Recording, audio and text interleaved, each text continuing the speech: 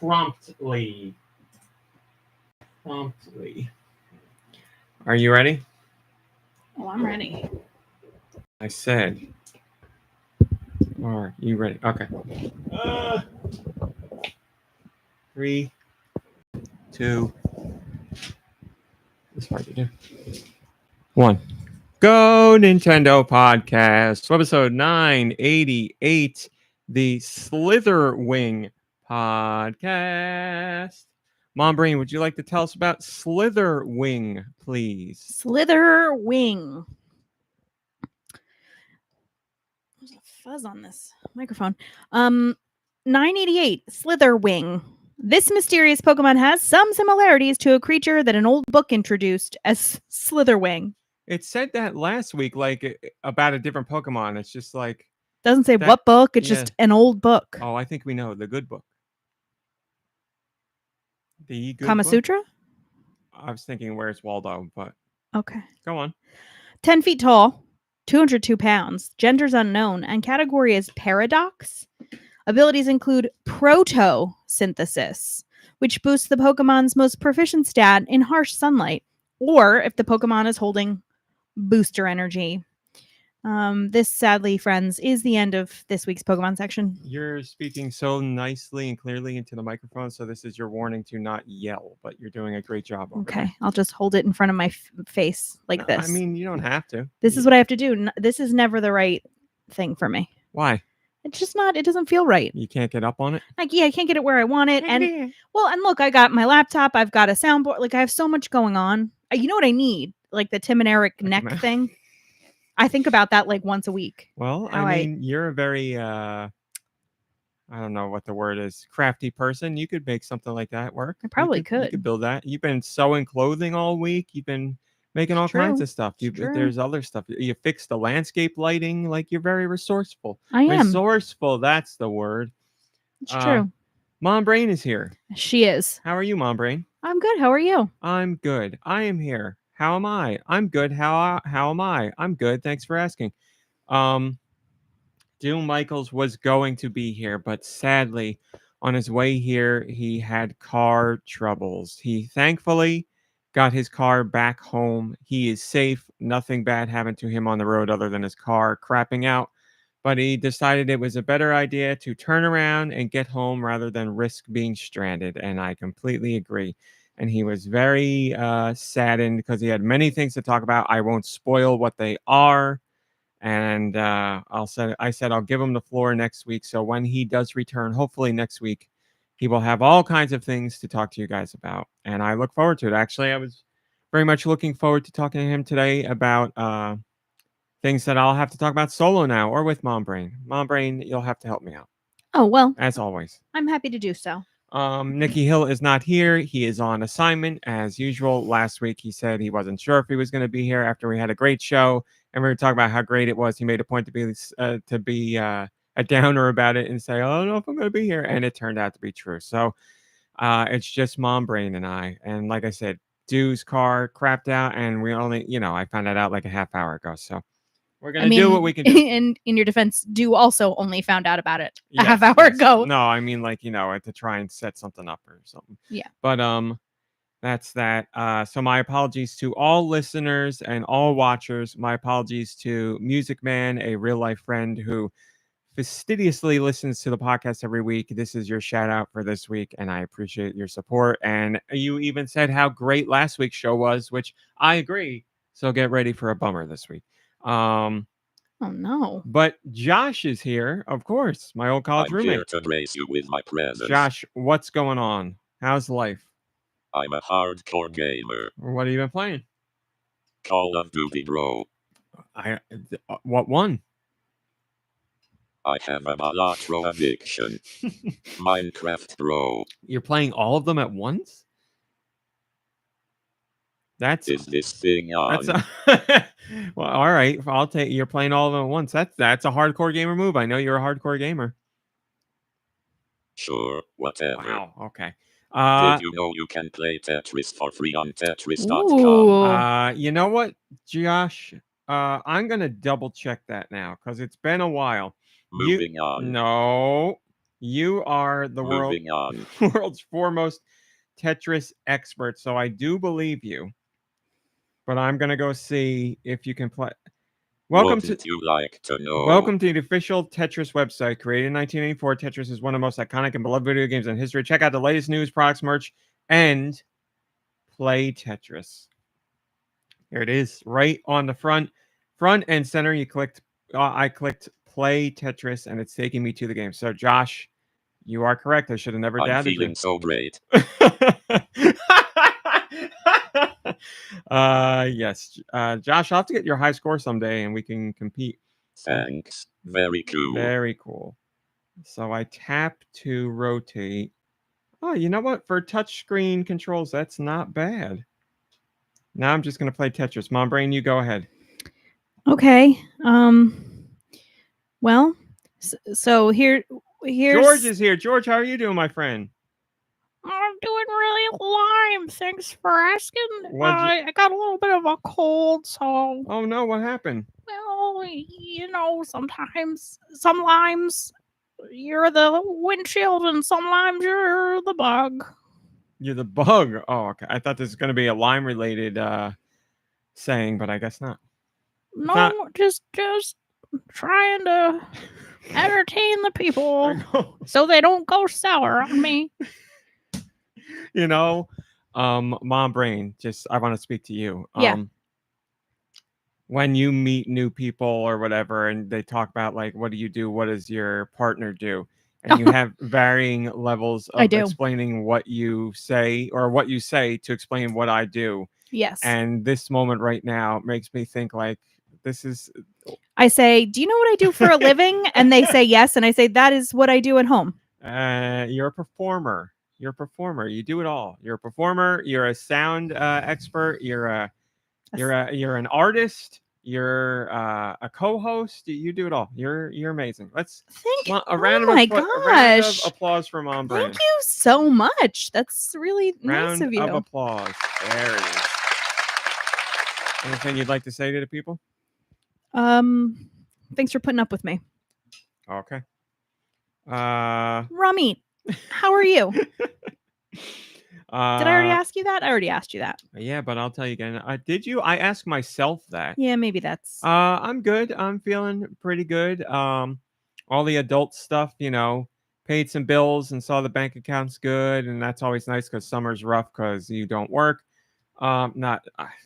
Just that's fine. That's 100% fine. Just summer's a little. Well, yeah, I mean, I work a little bit, and it's yes, yeah. I'm not drawing my regular paycheck. Yeah, but things are. Because in case you didn't know, most teachers don't get paid in the summer. Teachers make bank. That's what we all know. The point here teachers, that we all need to drive home is what are the 2 points about teachers? 100% respected and make big bank for very little work. Oh, that's another thing. Yeah, they don't do anything. They babysit basically. I mean, we're overpaid babysitters. Overpaid babysitters is what I'm hearing. What is going on here? Thanks. There we go. My Discord was all crapped out. It didn't do anything. Hello, Red Souza and Nintendo and Radical Defect and Rakia.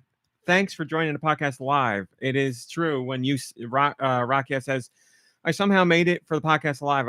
I was thinking to myself, I haven't seen Rakia live in a while. Hello, Malik, Halo, and I already forgot who I said hello to.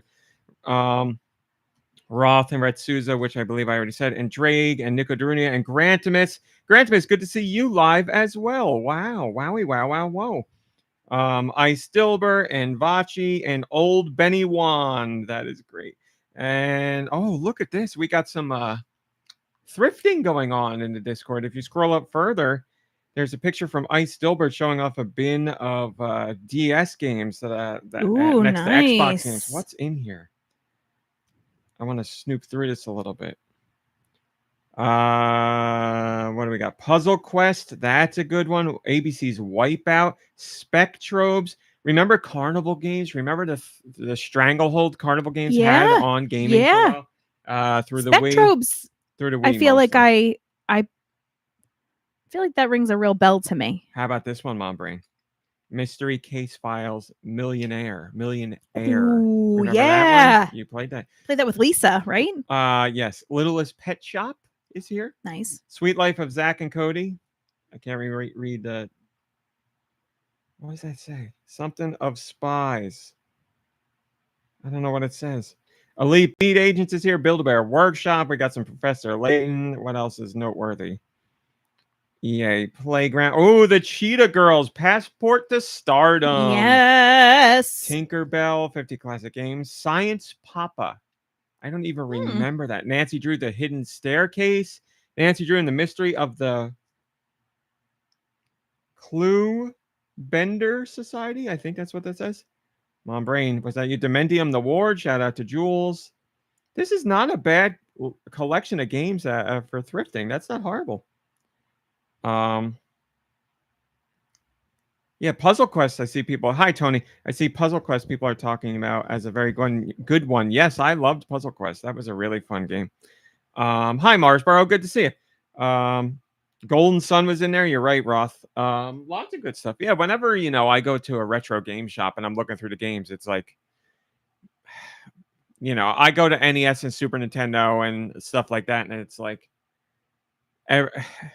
every sports game except throughout the years, and I don't want any of those. And lots of like licensed stuff that nobody wants, but very rarely do I find any. We should go to the local retro game shop because we haven't been there in a while. I'd like to just snoop around and see what they got. Have you been there since they moved? I have only been there once since they moved, and I really liked the setup that they had. I'd like to Yeah, go it's in and nice like in really be nosy. All right, that's enough of that. Said hi to everybody. Now let's go. I have one thing to say before I get into the Patreon stuff. And it's something I meant to say last week during the podcast, and I kept thinking to myself, don't forget to say it. And I kept reminding myself, and then I forgot to remind myself to actually do it. I want to give an extra special shout out to Krazy Kernel, the weekly podcast artist who's been doing it for, I'm going to say 700 years so far. And he gets better with each picture, which is amazing because each picture is the greatest thing I've ever seen, yet he always tops himself. No pressure, Colonel. You're just that good. Last week's show, I meant to give him an extra special thanks because he drew a picture of Doug Funny spoofing Sydney Sweeney's ad campaign, whatever. But he drew it using Mario Paint, and it was phenomenal. And I talked to him about how it was using Mario Paint, to get the job done versus the modern day stuff. And he said it had its pluses and minuses, but he made it work, and it was a phenomenal drawing. Ooh, I think there was an update to the soundboard app because it looks a little different. No, that's not connected to the internet. Okay. Wrong. But yeah, he did it on Mario Paint. I had brought up the idea to him and he was down for it, and he made it work. And I'm not going to share the picture because I don't have permission to, but he sent me the rough draft of his first drawing of Doug on Mario Paint. And it was really funny because it was great, but it was also wonky, and it was so good. So if I get his permission, I'll drop that in the Discord at some point. But extra special thanks to him for going through all that effort to do a drawing in Mario Paint. Again, it was not the episodes are for last week. It was the week before that. So go check that out. Moving on, MomBrain. You're the one I always say this to, and this is why I always get it screwed up when you're not here. Oh, no. MomBrain, did you know that you could join the Patreon? Oh. For $1. When you're not here, I'm like, I say this, but who do I say it to? And I say it to you, but you hit the soundboard button. So when I've been doing the soundboard when you're not here. So I go to say it, and I'm like, who do I say this to? I'm saying it to myself because I say it to you. Well, you could say, you know what, you should put me on the soundboard.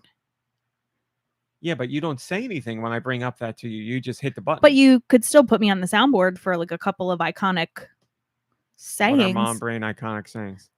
Hold on, I wasn't listening. Yes. Or a fart, give me a minute, I gotta pee. A nice fart. Look, we all know with peace and love that if someone's farting during the podcast, it's due. I wasn't gonna drop that lower, but I thought it was a well-known fact. Well, here's a little behind the scenes for you.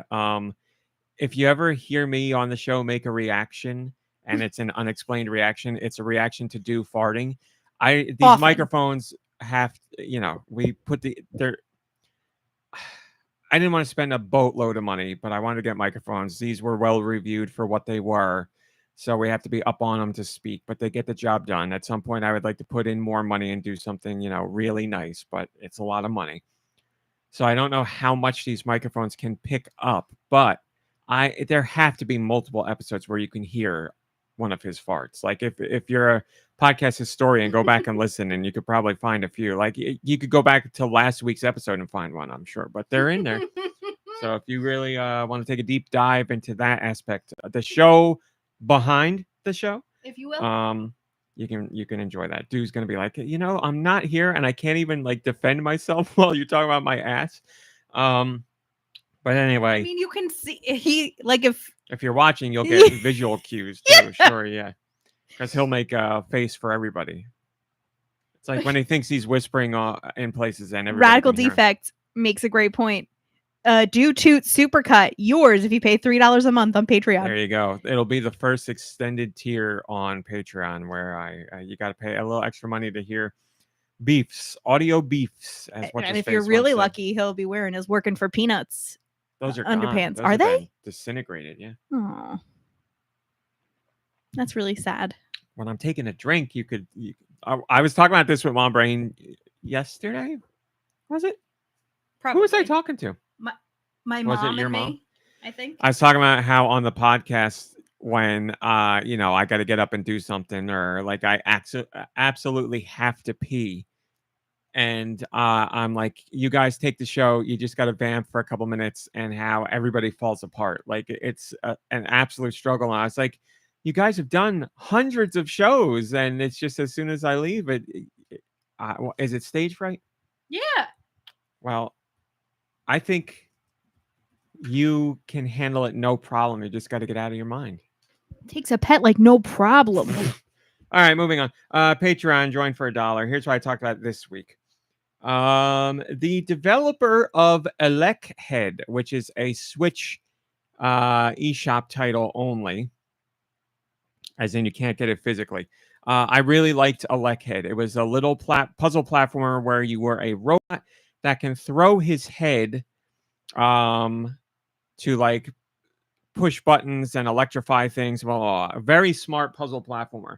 I don't remember how long it was overall. It wasn't extremely long. You could probably do and see it all in like, I'm going to say 2 to 4 hours, somewhere in there. But boy, did I really like that game. It was a real joy. I found out that developer has a new game that just came out. It came out this week, earlier in the week. It's only on Steam. So hopefully it comes to Switch at some point. It's called OO. It's OOO, but I believe one of the O's has what is the 2 dots above? An umlaut? I think that's the umlaut. Has an umlaut above it. And it's another puzzle platformer. You're this little blob guy that I believe it's partially a Metroidvania. I could be wrong on that, but it's definitely a puzzle platformer. The little blob can't jump, but he can poop out bombs, and you use bombs to solve the puzzles, obviously, and propel yourself in certain directions, be it up, left, or right, and whatever. So you can see how there's all kinds of unique opportunities for puzzle platforming there. And my understanding is the game is phenomenal if you like puzzle platformers. And it's getting a lot of praise. Somebody at Sony, like their PlayStation division, tweeted about it. I want to say it was like their president or something, but I'm not sure. But somebody high up on the PlayStation brand gave it some props on social media, so I'm hopeful that helps spread the word. But that's what I'm doing now. I haven't here we go. I haven't played it yet. Whoa. I haven't played it yet, but I will definitely be playing it. There's so much to play right now, and I'm not complaining at all. Oh, thank you, Roth. I came in here to drop the trailer. Well, the trailer should play right from there. If it doesn't, here's the YouTube version. Check out that trailer. If you're at all into puzzle platformers, you're definitely going to want to play this. It's $10. So it's I would say that. Hi, Boz. Good to see you. And Boz says we need a fart mic under the table. Add that second tier on the Patreon, and then we it's could got to fund stay it. under Dude's chair because Yeah. I can't promise that I haven't ever, let off a little steam during a podcast at some point. We'll get this will be really funny. We'll have these regular what are these like $50 mics for the table, but underneath we'll have like a $400. What fart if it was microphone. like? Hold on, is it? I guess I can say like Russian roulette, but for a fart microphone, so you don't know who it's under. That's like going into if we like get an omnidirectional mic, depending on how good it is, the listener would be able to get some kind of audio. It's like spatial audio. So like my point is that fecal audio. My point is that like everybody, it's like one of our behavioral principles that you would use. It's like, oh, the mystery person. If they follow all the classroom rules, the mystery person gets a prize, but the mystery person doesn't know who they are. So like either everybody would be farting really hard or not farting at all because they don't know if they're the fartist. Yes, we're all fartists. Oh, the microphone just fell into my mouth. Roth says, was it Shuhei Yoshida? It might have been. I think you're actually right about that, Roth. But anyway, I know the trailer I linked has it spelled with 4 O's, but on Steam, it's 3 O's. And yes, the first O has an umlaut over it. Charming yet mysterious exploration puzzle platformer where you discover creative ways to use bombs. So, I can't personally speak to it because I haven't played it yet. My goal is to play it this week. I'm very excited. But my understanding is it is a wonderful game. So if you like indies and you like the Leckhead and you want to support indie developers, go cough up $10 on Steam and hopefully enjoy that title. I also wrote about Mortal, which is a game I've talked about before. It's one of the games in UFO 50. But since I talked about my experience with that game, I will save that for later in the show. I also talked about NES-like difficulty. And I guess it'll be a little bit of a history lesson for the younger gamers here, although I'm sure you guys are so well versed in video games, you already know this stuff, but just in case. NES-like difficulty. MomBrain, I don't know how much you'll be able to attest to this because I don't know how much you really played when you were a kid, although you did play. I played a couple of games, a whole lot. You know what I mean? Like I didn't play Yes. a large variety of games. There were many NES games back in the day that were short by today's standards. You could see and do everything they had to offer in like an hour or an hour and a half, maybe 2 hours. But you actually spend a lot more time with those games because they were very difficult. And some of that goes from just the sheer difficulty of the game, and some of it goes from artificial inflation of the difficulty. So, play a game where it's like Ninja Gaiden is a perfect example where it's both a very difficult game and artificially inflated difficulty. So the platforming is difficult. The mechanics lend themselves to some difficult situations. Enemy patterns can be difficult. Like the platforming is challenging. Just a lot of that in general. So difficult no matter how you slice it when it comes to pure gameplay. But then on top of that, there's stages. So it's 3-1, 3-2, 3-3, and then I think you go to 4.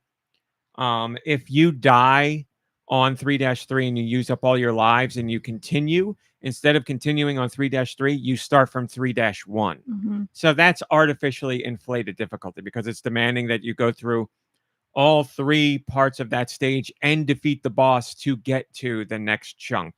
And then it was even worse at the end of the game. I believe if you got to the final boss and you lost, it would still take you back to the beginning of that world. So say whatever 6-3, you fight the boss and he's got multiple stages to him, and you beat the first stage and you get to the second stage of that boss fight and you die. Then you had to go back to 6-1 again, which was very frustrating as a player. But that's artificially inflated difficulty. You would say at least start on that stage 6-3 rather than going back to 6-1. So a lot of games did that. And through both the combination of difficulty and artificially inflated difficulty, you got a lot more playtime out of those games. And people on Patreon were talking about how also we got used to that kind of stuff back in the day, if you're an old gamer like myself, because A, you were a kid playing, so you didn't have expendable income to just buy something new. Um, or B, like you rented the game and you were stuck with it. So like it was either you're going to play that game or you're not going to play anything at all. So you're like, I guess I'll try it again. And you just put in hours and hours and hours. And either you got better at the game and made progress, or at least you became like familiar with that kind of gameplay. So today, there are certainly still games that have NES style difficulty to them through both methods. If you want to consider, it's not really artificially inflated difficulty nowadays, because now it's more of a conscious design decision or an homage to that era. Or when it comes to like the actual difficulty, you know, that's done on purpose. So there are games nowadays that use that NES style difficulty for whatever reason. And I was saying how that is alive and well nowadays, and has been for a while, but we're really seeing it a lot in this moment. And I was using examples like UFO 50, where those games are very much designed to feel like games during the NES era. And a lot of the games in UFO 50, they're designed so much better than those classic games were in most regards. I would say in all regards, really. Because, you know, developers back then didn't have many games to base their designs off of, or like they were figuring stuff out on the fly. They were inventing things. Like, it was new. Nowadays, it's like, okay, a platformer is this and has this mechanics, and, you know, you have a base to work off of. So developers making these kind of games nowadays have 40 plus years of experience in titles and gameplay to look back on and be like, okay, let's do this. Let's not do that. Let's tweak this a little bit. Whereas back then they were figuring it all out on the go. But games say so like UFO 50 and its title. So that's all done very deliberately, either as an intentional design decision or an homage to that era. But there are plenty of games in UFO 50 that have NES-like difficulty. But I really appreciate it, and I find fun in that. And Mina the Hollower, the demo for Mina the Hollower came out, and I know that's echoing games like Link to the Past from a visual standpoint and a gameplay standpoint. Not Link to the Past, Link's Awakening, and Oracle of Ages and Oracle of Seasons, stuff like that. Cranked the difficulty way up on those, and it's certainly inspired by Souls-likes nowadays. But you know, its greatest source of inspiration is those classic Game Boy Legend of Zelda games, just with much higher difficulty. So you'd like an NES difficulty, or you'd say those game or Mina the Hollower has NES-like difficulty, even though it's not meant to be an NES-style game. But definitely, it harkens back to that era where games were very challenging, and a lot of people are, based on the conversations I've seen, a lot of people are having difficulty with the difficulty of Mina the Hollower. They may really like the game, but they find aspects to be too challenging. So we're just talking about NES difficulty in general, where it came from, where it is now, what games use it, how it's used, how people feel about it. And we had a very interesting discussion about that. So I wrote about that. You can get more on that if you go to Patreon. Also, I wrote about Off. Off is a For $1. Off is a brand new Switch release, but it's not a brand new game. Off has never seen release on traditional platforms. I think it saw a very limited release on PC years ago. Like, in general, it was you know, a very niche release. It is an RPG that's weird and stylish and funky and introspective, and I have not played it yet. I'm going to play. I wanted to start it to talk about today, but I didn't have the chance to. And I've been so beat this week for reasons I'll get into in a little bit, that last night I was like, I'm very tired. Let me get some work done, and then I'm just going to go to bed. Like, I walked on the treadmill, worked, and I was like, I should just get to bed, because I didn't want to start off my experience with a brand new game and miss out on things, or like rush through it just to get an experience to talk about here. I didn't feel that right, as much as I did want to really play it. But a lot of people hold this game in very high regard. And now it's finally on Switch, updated on Switch, and it's available on Steam as well. It's only for traditional consoles. It's only available on Switch right now.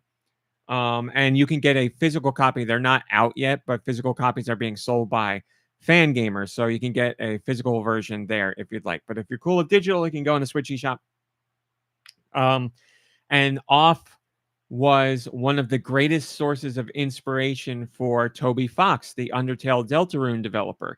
And he's been very open about that and said, when people talk to him about Undertale, they were like, what inspired Undertale? And obviously Earthbound is an inspiration, but he was like, really, Off is the inspiration. He's like, go play Off and you'll see how unoriginal I am.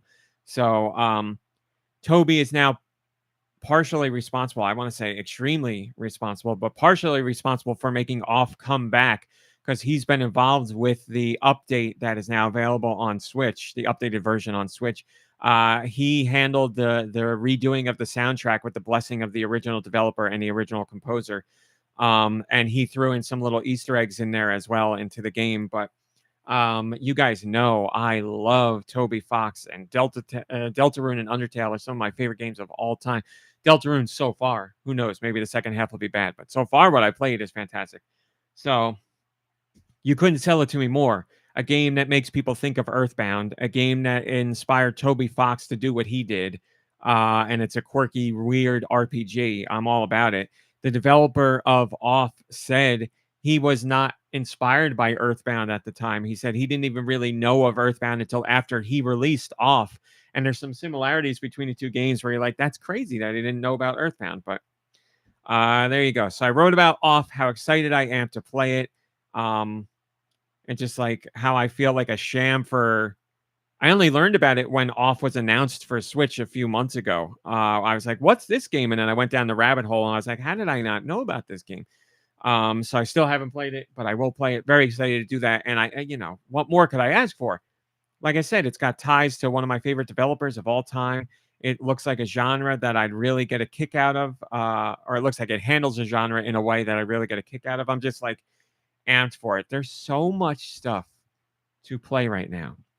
It's ridiculous. And I mean that in the best way possible. But like, there's so many things that I really need to start a list of what I am playing, so I don't forget to go back to it. And that's not because I'm not enjoying it. It's just, every time I look, I'm like, oh, there's this. Oh, there's this. Oh, there's this. And I'm like, let me jump in on it now because I don't want to have it fall into my backlog. I'm sweating a little bit. So now it's like I'm playing all these things. And now when I sit down to play, I'm like, well, which one gets my attention?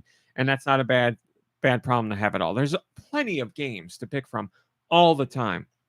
But hopefully you feel the same way. Right now, it's like, oh my God, there's all this big budget and small stuff and indie and returning franchises and demos. And it's just, there's all this stuff. And I'm like, man, what a great time for games right now. And usually we see like somewhat of a summer drought. And I feel that could not be any further from the case right now. I feel like it's been an onslaught of really exciting, interesting titles and more to come.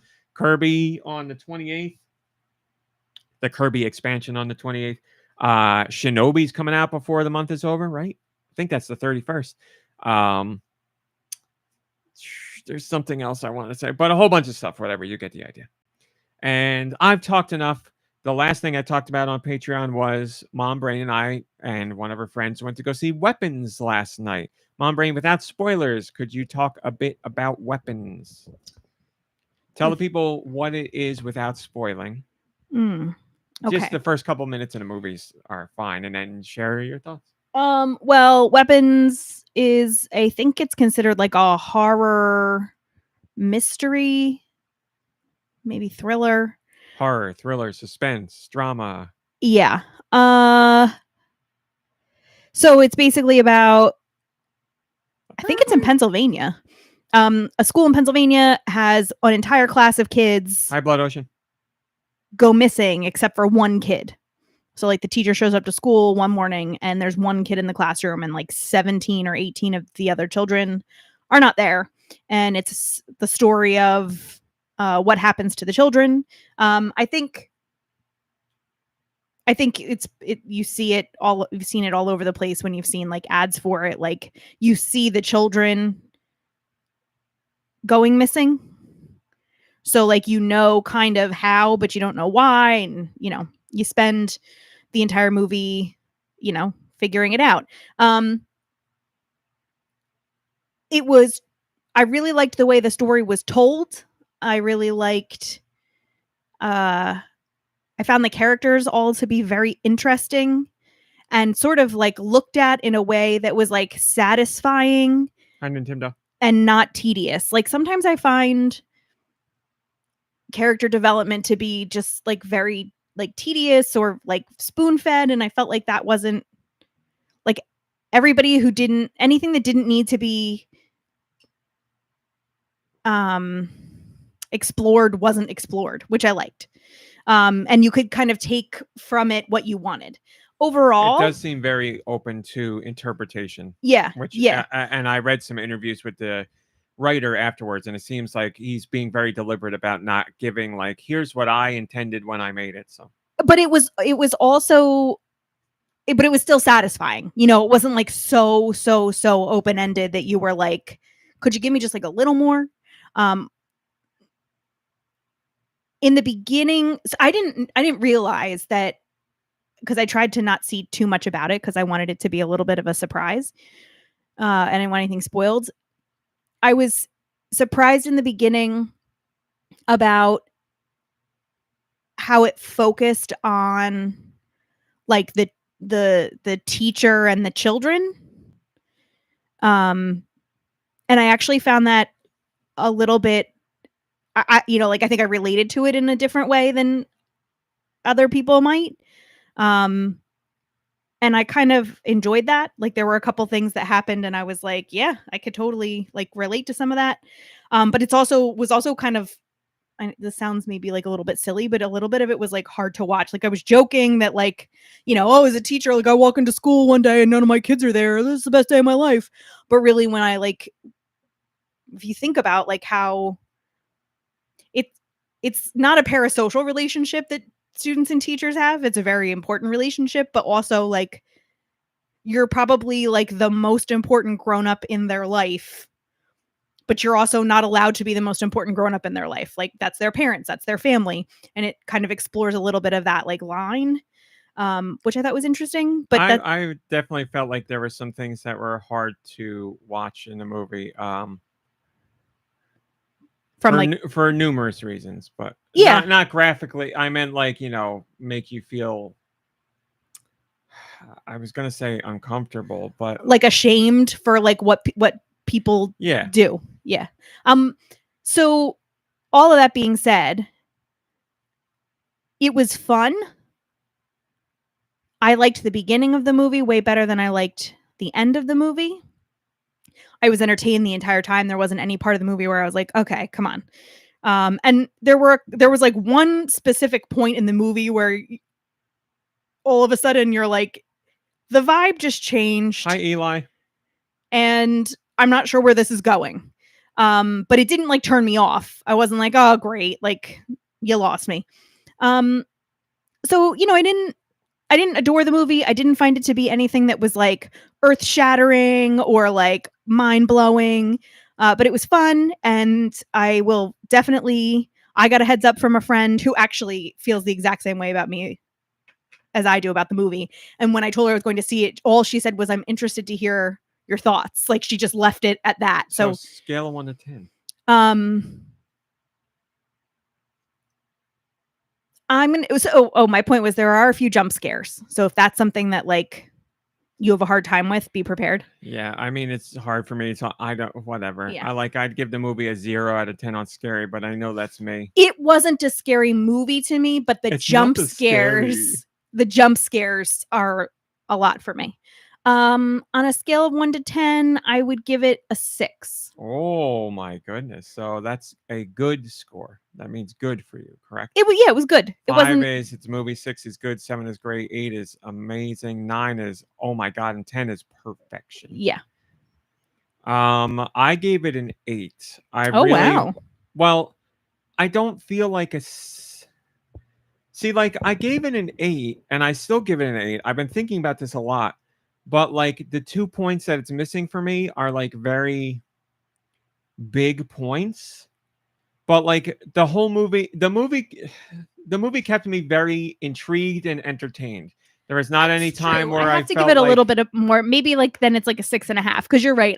I was very much entertained. There wasn't downtime. There wasn't like anything where I was like, come on. There wasn't like and it's an hour and 50 minutes. So I don't care how long movie. 2 and change.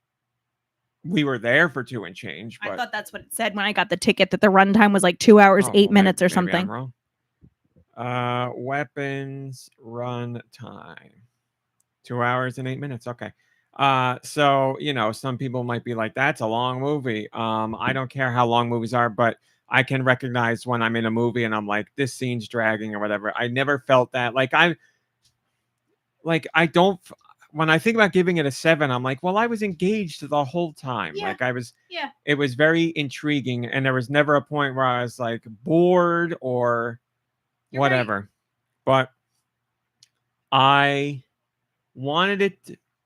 I wish it would have given a. There can be plenty of stuff that's open, and I love a movie that's. Hi, SD. Good to see. SD says, "Wow, Duke got a glow up." There he is. There are. I like that the movie has so many things that are open to interpretation and discussion and metaphors and all that, but I do wish the writer would have, in at least some parts, been given the audience a more definitive, like, here's what this is, here's what that is. And I don't need an explanation, but more of a skeleton. I wish like there was at least 1 or 2 things where it's like definitively, here's what this is, or here's how this works. Because having everything open, I think, is a bit of a cop-out.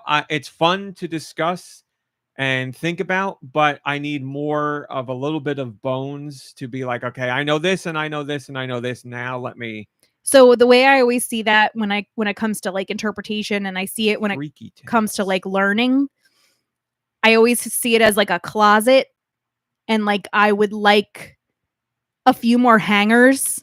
I don't want them to give me the clothing and tell me what to put in my closet, but I would like for them to give me like some hangers to put my things on. Like that's kind of what I felt.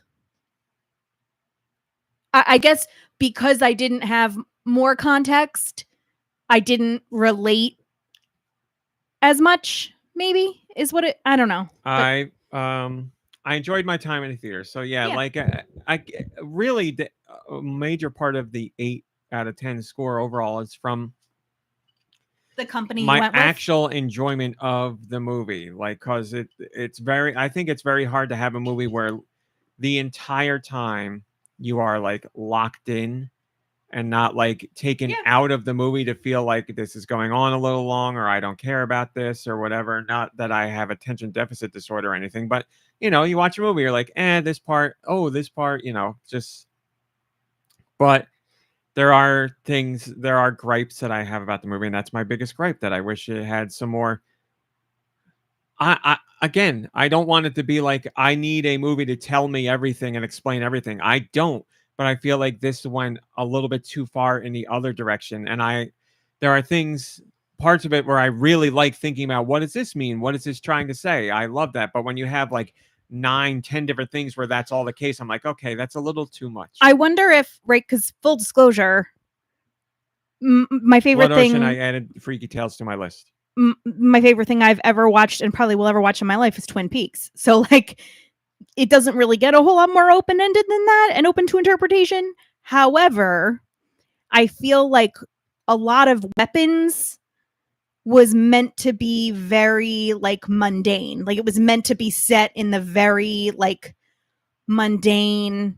There wasn't anything extraordinary about the place or any of the people. Yeah. Whereas Twin Peaks is like, yes, fantastical. So I guess it's easier to say like, oh yeah, it's open to interpretation in that case. Eli says bring her back. That's another one on my list that I actually mentioned that last night. Yeah, I feel like yes, I do want to watch it. Yeah, with Twin Peaks, everything is open-ended. Like, it's very clear from the beginning that show is more about a vibe and an atmosphere than like, telling a very traditional structured story. Yeah. So like when you swing that far in that direction, I'm like, okay, I get it. I'm along for the ride on this one, and I don't know where it's going to go. Yeah. But Weapons is like MomBrain said, like a very traditional story, but also it's got open-ended stuff. And like, I feel like at times those 2 pieces are butting heads, but I liked the movie. I did like it. And I don't want to say I don't want to give away too much, but I did find, without saying anything, that I exist in the intersection of a couple of the major themes in the movie. Mm. And they're kind of juxtaposed against each other, which I thought was really interesting. Mm-hmm. And full disclosure, right? Like obviously there's a classroom and a teacher, and there were a couple of times in the movie where I was like, well, isn't that just how things are right now? Like, isn't that just it? So yeah, maybe I do have to like amend my score, because I do find myself. I'm not saying your score's wrong. I'm not telling you. No, I don't think you were trying to convince me, but you like, have a very unique perspective on the movie for multiple reasons. Yeah, and I also am like I'm like super I don't know, like an empathizer, right? And I was sitting next to Droth, and I was like I hope she's enjoying the movie. I hope like she likes it. And so I think there's like part of that too, where it's like I just want to make sure she enjoyed it.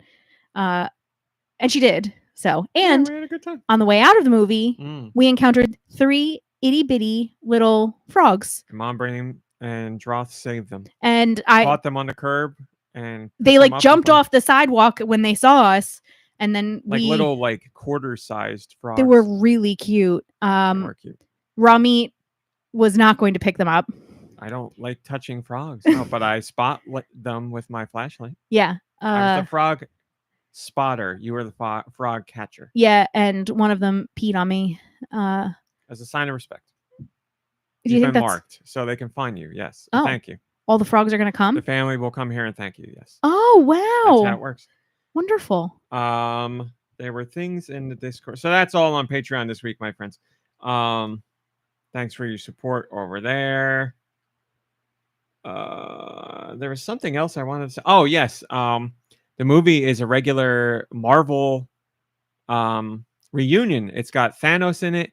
It's got Silver Surfer in it. It's got Wongers in it. So, I mean, if you're a Marvel fan, you get a lot of Marvel action in there. And Wongers in particular seen wearing a Mickey Mouse shirt throughout the movie.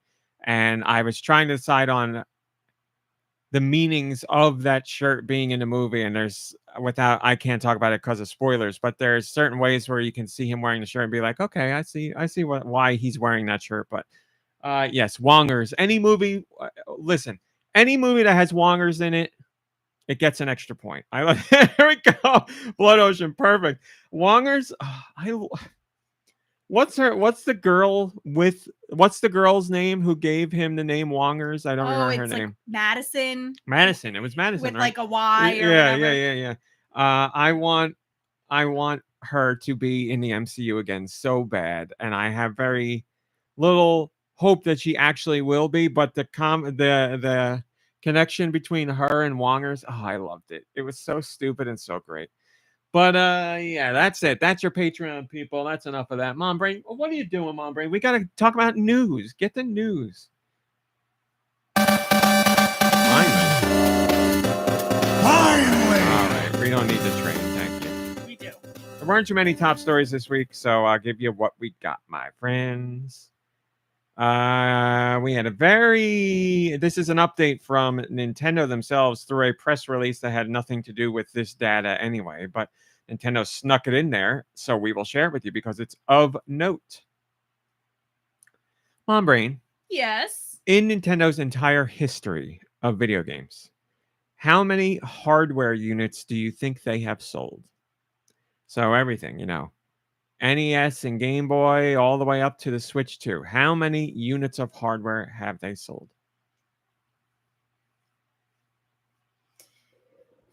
Bum, bum, bum, bum, bum, bum, bum, bum. 100 million. 100 million. Final answer? Yeah. So we know the Switch has sold 152 plus million. So literally with just one system, your answer is correct. Incorrect. Nintendo has sold over 860 million units of hardware. Womp, womp, womp, womp. Wow. She's looking for something. Wow. Oh, okay. Wow. I am impressed. Okay, so now, MomBrain, you were off by a magnitude of 8, roughly, on that. Knowing that, how many units of software has Nintendo sold for those systems? So again, 860 million units of hardware. 2 billion. MomBrain says 2 billion. Now you're thinking more in line. You are still incorrect. They've sold 5.9 plus billion units of software. So with those figures, Nintendo has officially been named the best-selling game brand in the entire world. There was a time when PlayStation held that record, but that was decades ago. And now, thanks to the success of the DS and the Wii and the Switch, and all those games on those systems, Nintendo now holds that record by a considerable amount. And hopefully the Switch 2 continues to add to that by a major amount. Lion K says, but it only supports a fraction of all these consoles. So I do not see a huge reason to party with such a gigantic graveyard. Oh, well, systems die. Like, I would love to live in a world where a company puts out a piece of hardware and they support it forever with games. But, there's manpower, there's money, there's resources, there's viability in the market. Like, if Nintendo was still releasing Super Nintendo games all these years later, would there be people who would buy it? Yes.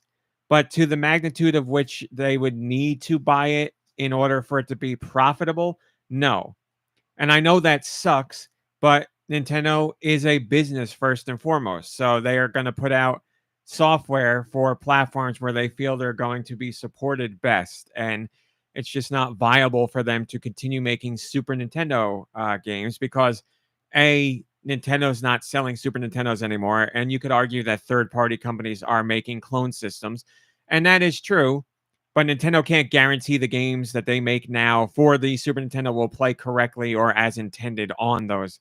Like, there's a whole bunch of things here. But yes, just in general, I would love, you know me if you've listened to the podcast, I would love to be in a world where Nintendo's like, here's a new NES game, here's a new Super Nintendo game.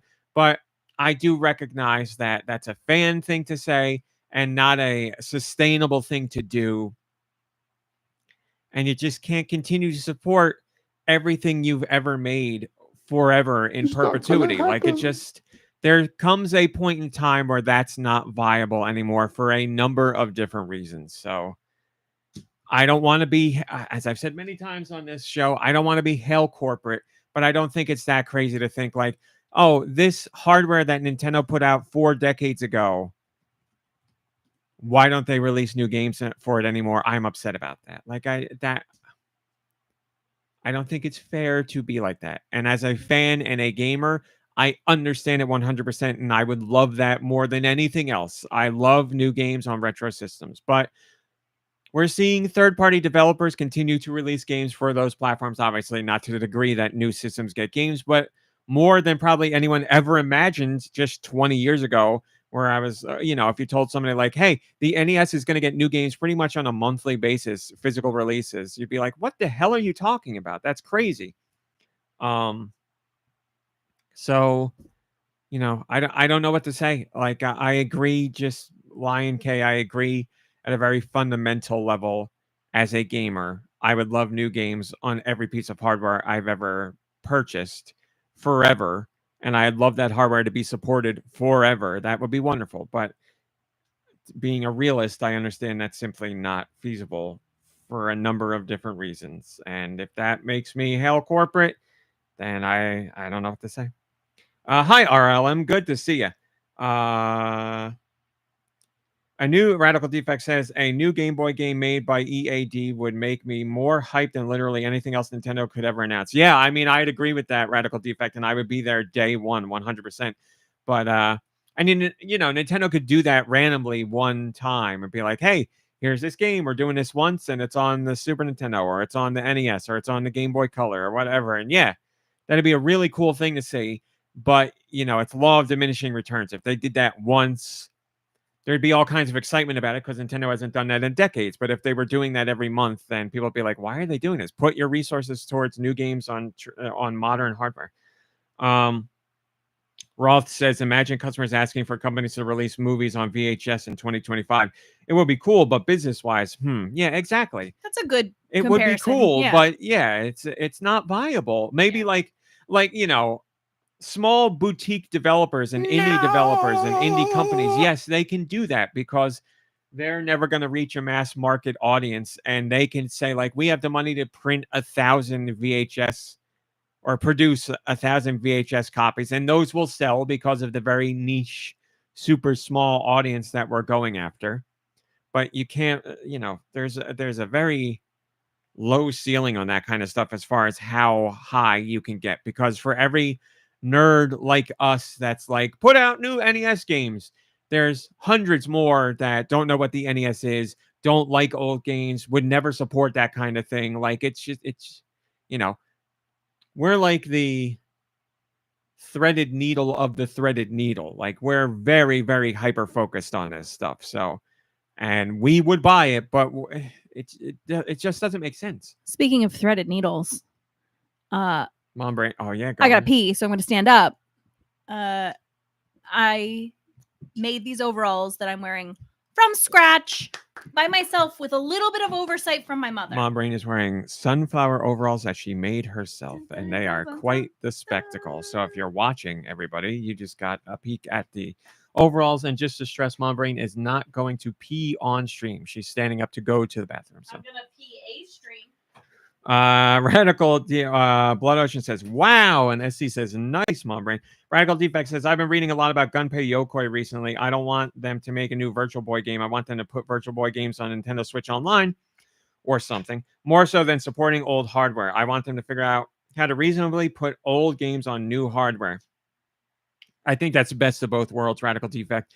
And as I've said many times on this show, I think it's an absolute sin that Nintendo didn't re-release their very small Virtual Boy library on the 3DS. It's a missed opportunity. Yes, it would be a very small audience and a very small offering, and it probably doesn't make sense for them to do all the work to put out, what are there, 13 Virtual Boy games?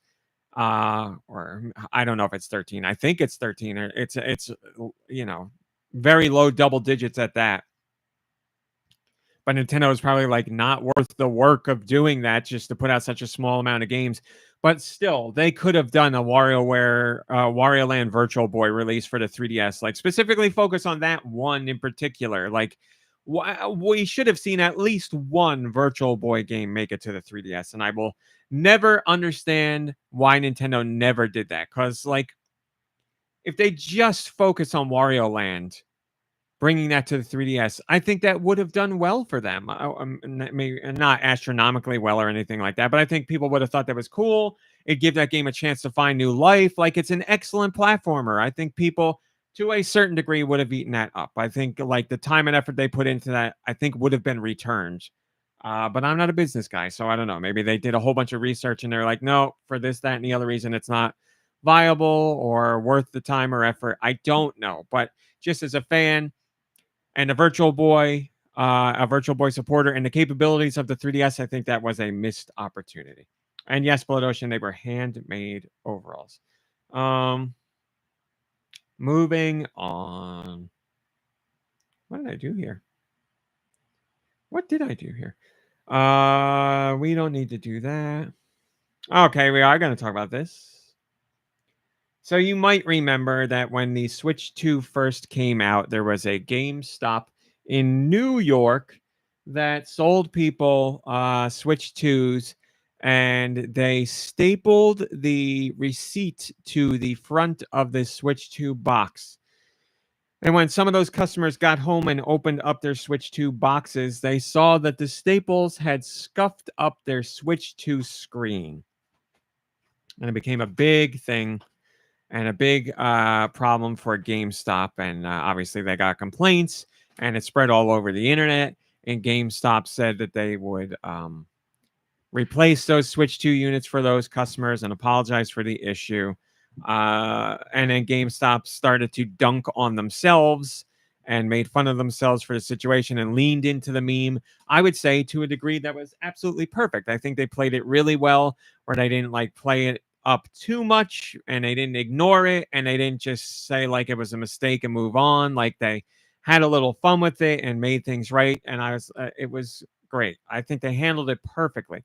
For as much as you can disagree with GameStop's approach to their market and approach to their business, I think whoever's in charge of their PR and social media campaigns does a great job. I think they're very good.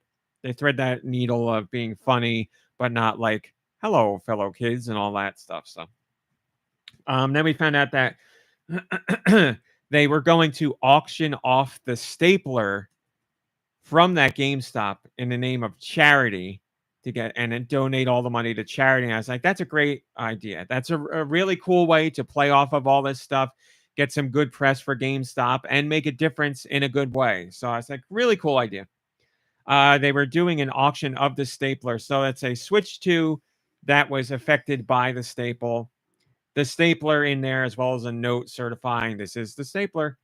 And it was for Children's Miracle Network Hospitals. The auction has now ended, and they raised $250,000 in the auction. So this little mistake snafu that happened, instead of becoming a PR nightmare, became a huge PR win for GameStop.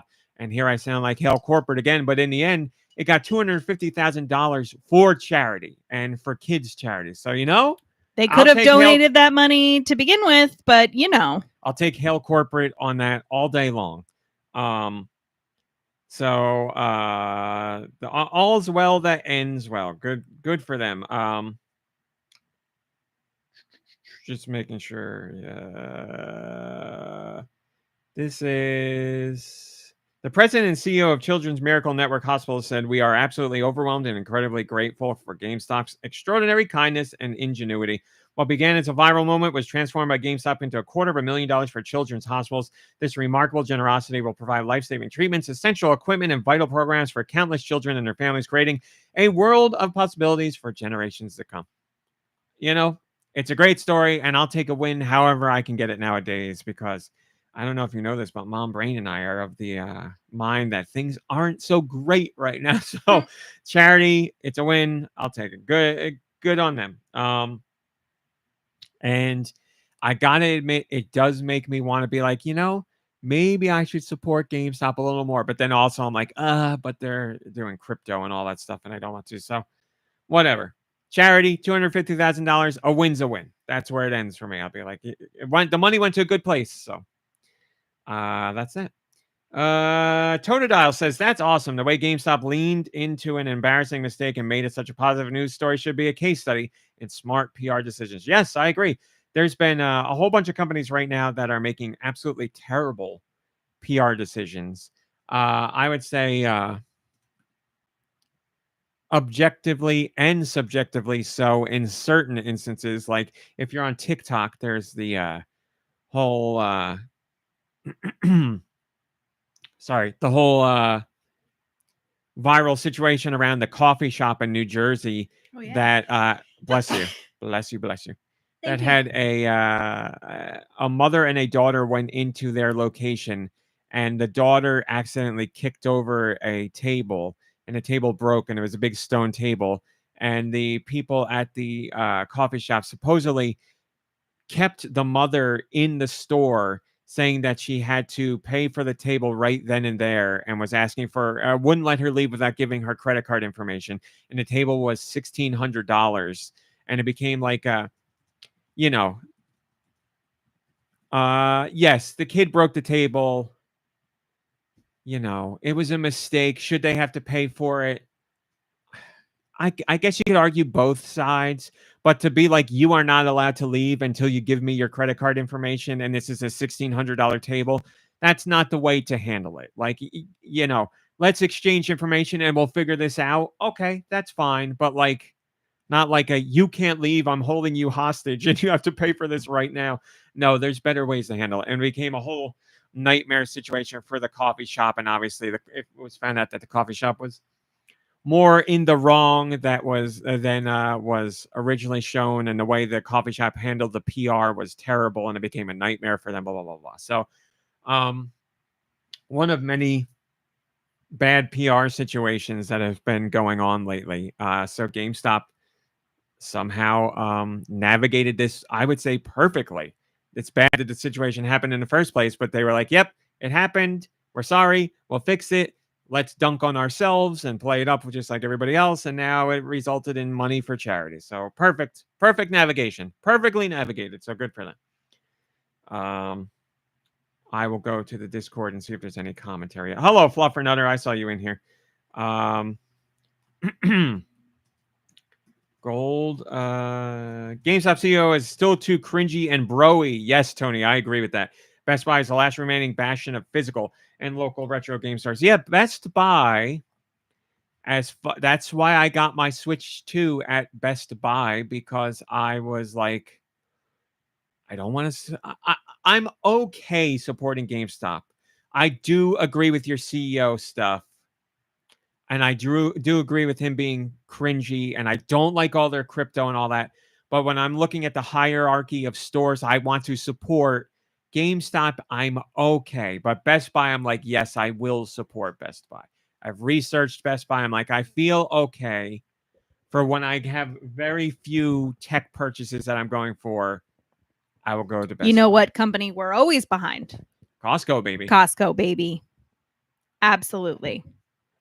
Costco, 100 million%. Take that, Nikki Hill. And Aldi, we're very much behind.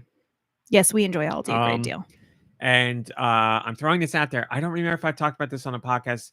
Feels like something I probably did, so I'll keep it very short. Cracker Barrel. MomBrain and I have looked into Cracker Barrel. Cracker Barrel is very supportive of LGBTQIA plus and diversity and inclusion and all that. I know that it's pretty sounds amazing. I know you'd hear that and you'd be like, what? Yeah, right? Cracker Barrel. Do some research. They are big time into that. They have programs for almost everything in that area. And it's crazy.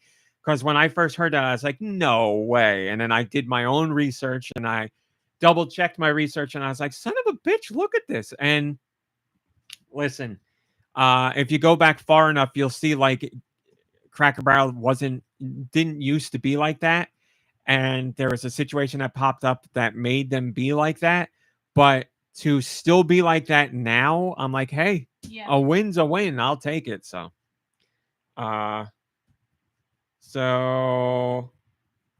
it is what it is. You know, you vote with your dollar. And, I understand there's things where, you got to shop where you got to shop. Well, like we've said before, I don't think you're a bad person because you support Walmart or Target. You make your decisions for what you need and where you live and who you are and what you do. I do not think you're a bad person because of that. Everybody has their situations and whatever. Like if I hear somebody's buying at Target, I'm not like, oh, Target, you're a horrible person. I'm not like that. Just as I've said many times in the past, MomBrain and I will vote with our dollar. And we're able to do that in certain situations. And has it made things harder? Yes. There are certain situations where like, man, if we could just go into Walmart and get this or go to Target and get this would be much easier. But this just in. Yes. Costco will not sell abortion pills after pressure from conservatives, according to The Washington Nintendo. Post. We'll read about it. Yeah, definitely. Also, I kind of hate that the title is abortion pills. I mean, we don't call them boner pills in headlines. So perhaps we also don't say abortion pills. Well, you know what? But I would like it if headlines said boner pills. Well, I don't think headlines... Do I have something? Yeah, you got coffee. I don't know how you got it there, but Good. You did. Yeah. I don't think enough headlines use the word boner in general. I think we should have more boner, more... Well, I think the world is boner-centric enough, thanks. Well, no, I think we need to go back to saying people pull the boner like it used to be. Like the kid named Boner on Growing Pains. He wasn't named Boner because he had a boner all the time. It was because he pulled boner moods, bonehead moves, bonehead pills. Mm-hmm. reclaim the word boner, MomBrain? No, thank you. I was gonna say, hi Darmani. I was gonna say, man, I completely blanked. It's gone. I'm just gonna move on. Moving on from boners to clankers. Bless me, bagpipes.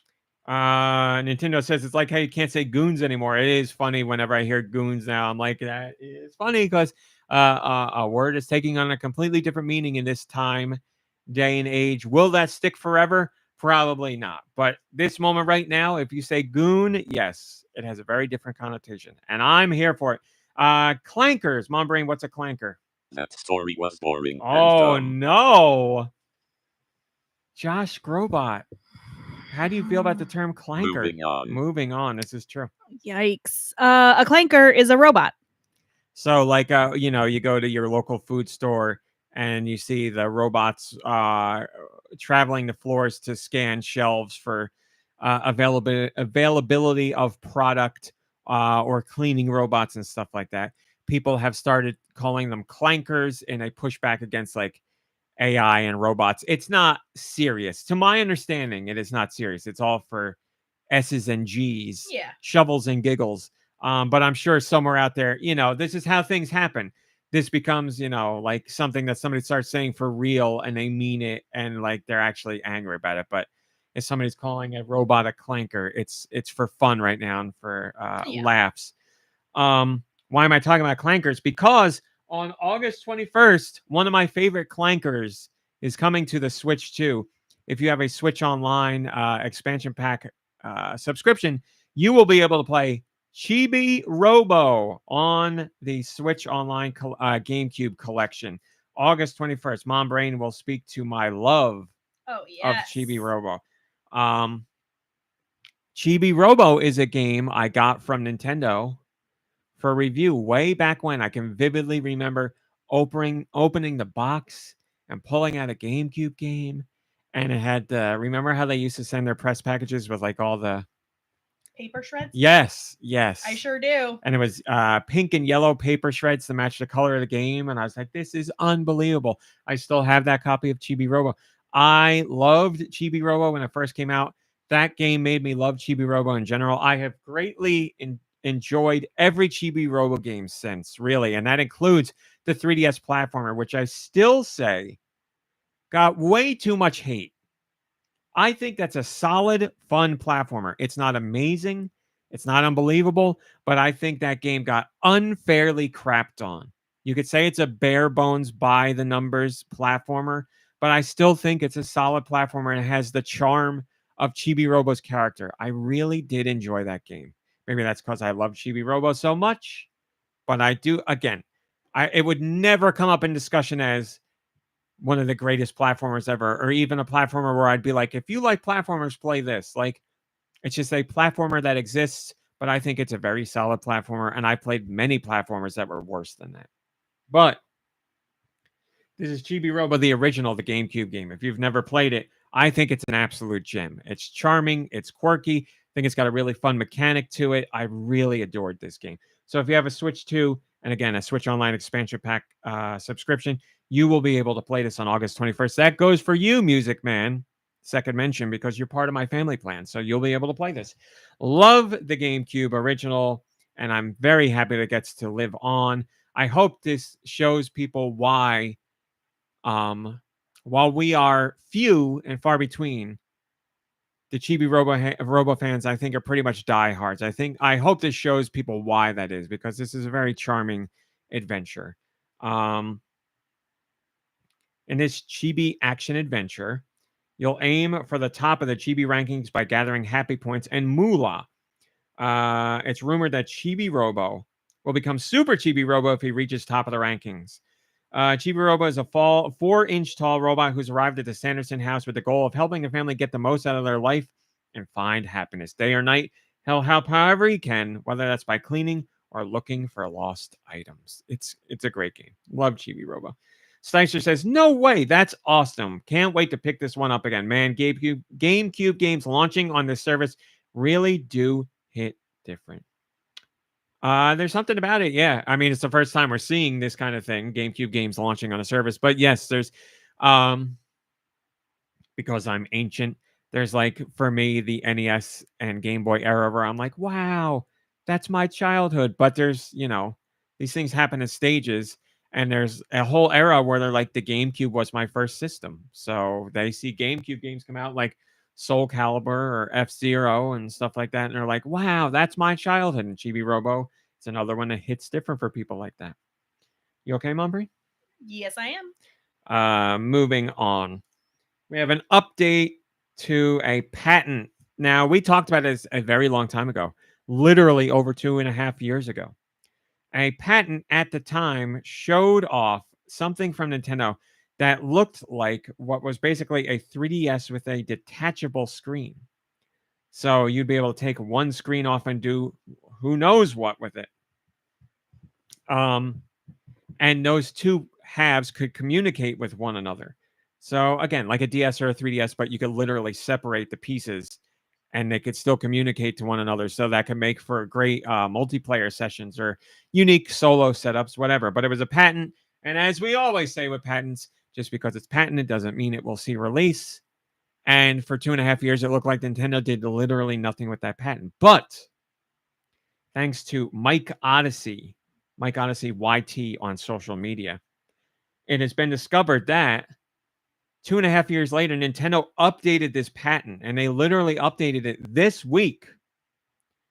And it showed new images that show it, how it detaches and the mechanisms and all that stuff.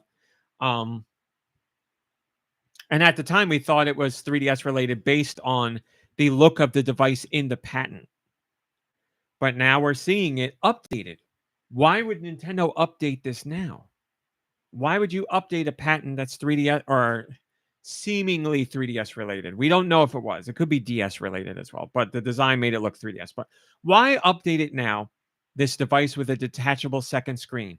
Well, it's all speculation, but now the Switch 2 is a device that is Nintendo's main hardware. You see, and we know that the Switch 2 has a USB-C port on the top and the bottom. So people are like, oh my God, detachable second screen. This patent got updated. Maybe we're going to get a detachable second screen for the Switch 2. And then it could be used for whatever. Brand new games or maybe DS, 3DS games through a service just like they're offering GameCube games. Who the hell knows? I don't know. We saw DS games on the Wii U, but obviously the Wii U wasn't too popular of a system. So if you had a detachable second screen, you could have no better way to play DS and 3DS games nowadays than with this if it were to come to Switch 2, because the Switch 2 has a touchscreen.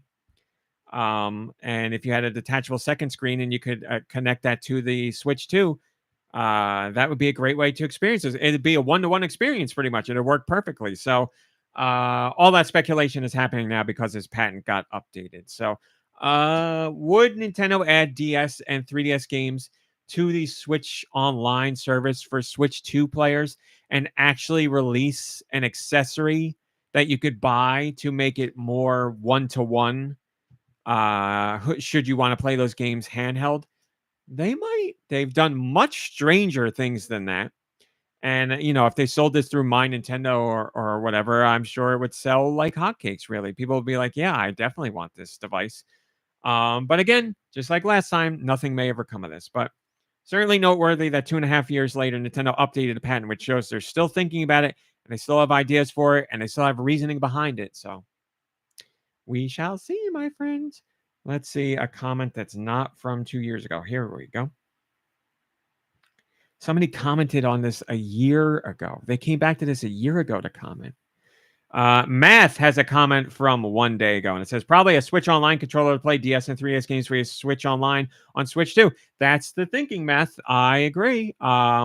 If we are to apply this to something modern and try and look at it as why would Nintendo update this now, then yes, you go to Switch 2 and you go to playing collections of older games on Switch 2. I completely agree with your assessment. It's all speculation once again, but makes sense to me.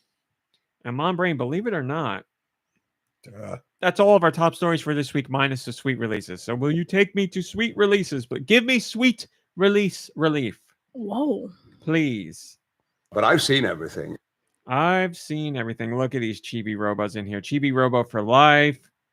SD says great What arms. are the next European masterpieces? Speaking of Let's clankers. find out with Nicky's sweet releases. Nintendo took a picture of his Chibi-Robo amiibo, which I also have. That's not an amiibo. That is his son.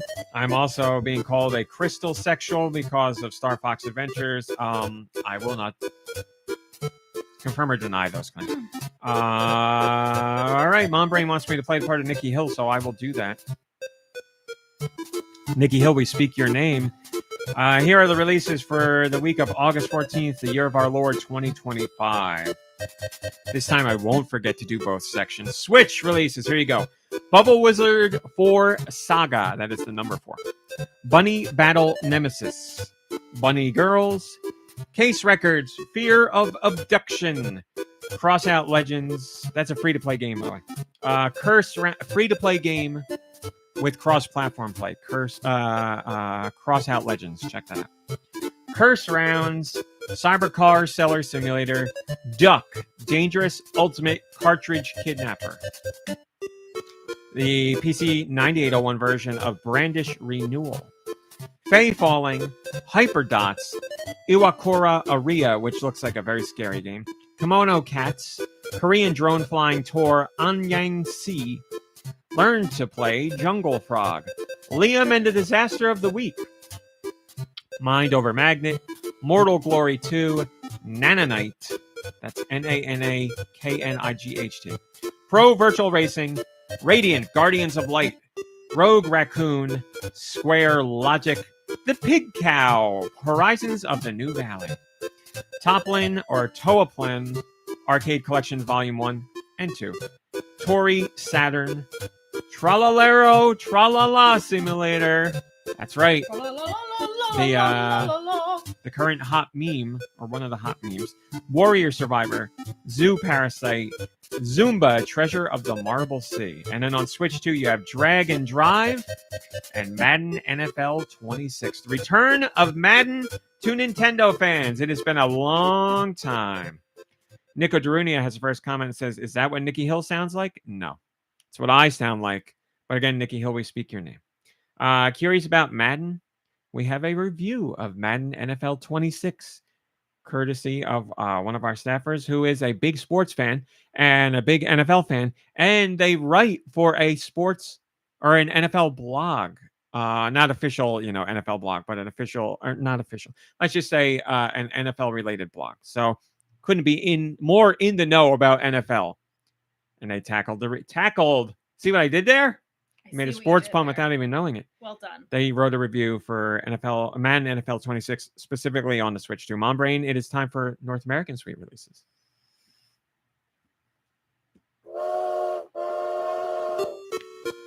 What the hell? That's not my music. Yeah, it is. Oh, that is my music. So I sorry. played your music both times. Sorry, you didn't play the Nikki Hill music. Okay. Yeah, because you're not Nikki Hill. Okay. Wake up every day and think that's myself. I'm not Nikki Hill. What a bummer. Switch, what did North America get? 1989 After the War. Bendy, Lone Wolf. Bubble Wizard 4 Saga. Bunkers, 1944 FPS. Camp Life Wilderness Survival 2025. Cats in Cozy Rooms. Core.sys, SYS. Crossout Legends. Curse Rounds. Cyber AI Defense. Cyber Car Seller Simulator. Demons are coming! Got an exclamation point. Discounty. That's DISCOUNTY. Duck, Dangerous Ultimate Cartridge Kidnapper. The PC 9801 version of Brandish Renewal. Escape the Backrooms. Body Cam. Ghost of Time. Or I guess Ghost of Time. GOST. Hop and Marty. Hyperdots. Iwakura Aria. Kimono Cats. Learn to Play Jungle Frog. Mad Skills BMX 2. Mind Over Magnet. Nanonite. Off, the game I was talking about earlier. Replay. Rogue Raccoon. Shantae Advance Risky Revolution. What day does that come out, MomBrain? On your birthday, August 19th. On my birthday. It was meant to be August 19th. Super Darling Panic. TMNT Tactical Takedown, which I've heard really good things about. Check that out if you like TMNT or tactical games. I'm not lying. I've heard that the game is very good. Tetro Mosaic Racy Automata. Toplin Arcade Collections Volume 1 and 2. Tokyo Racer X. Tralalero Tralala Simulator. Yarn Guardians. Zumba, Treasure of the Marble Sea, and then on Switch 2, Dragon Drive and EA Sports Madden NFL 26. Sticer says, glad that's over with. Now it's Nikki's time to shine. Yeah, they were done backwards this week, but sorry, still no Nikki Hill. Nikki Hill, again, we speak your name. And that is your top stories for the week. MomBrain, I know the answer, but I'll pretend I don't. MomBrain, what did you play? Nothing. MomBrain, permission to lightly call you out. Sure. For the record, my mother was visiting this week, so. MomBrain, you have not played.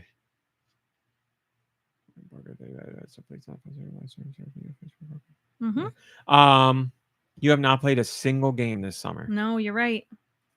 How do you feel about that? Embarrassed. Will you be changing it? I would like to. What would you like to change it with? Undertale. Really? Yeah.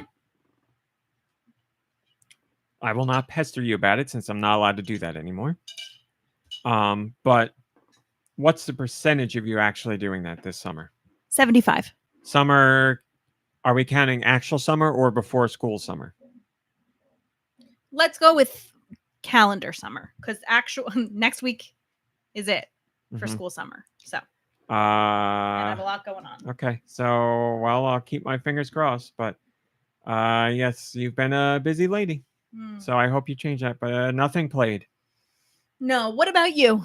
Oh, thanks for asking. I'm double checking. So please not post any reviews, live streams, or video footage. Okay.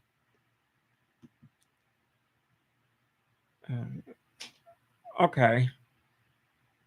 Do not post any reviews, live streams, or video footage. I think I'm in the clear there.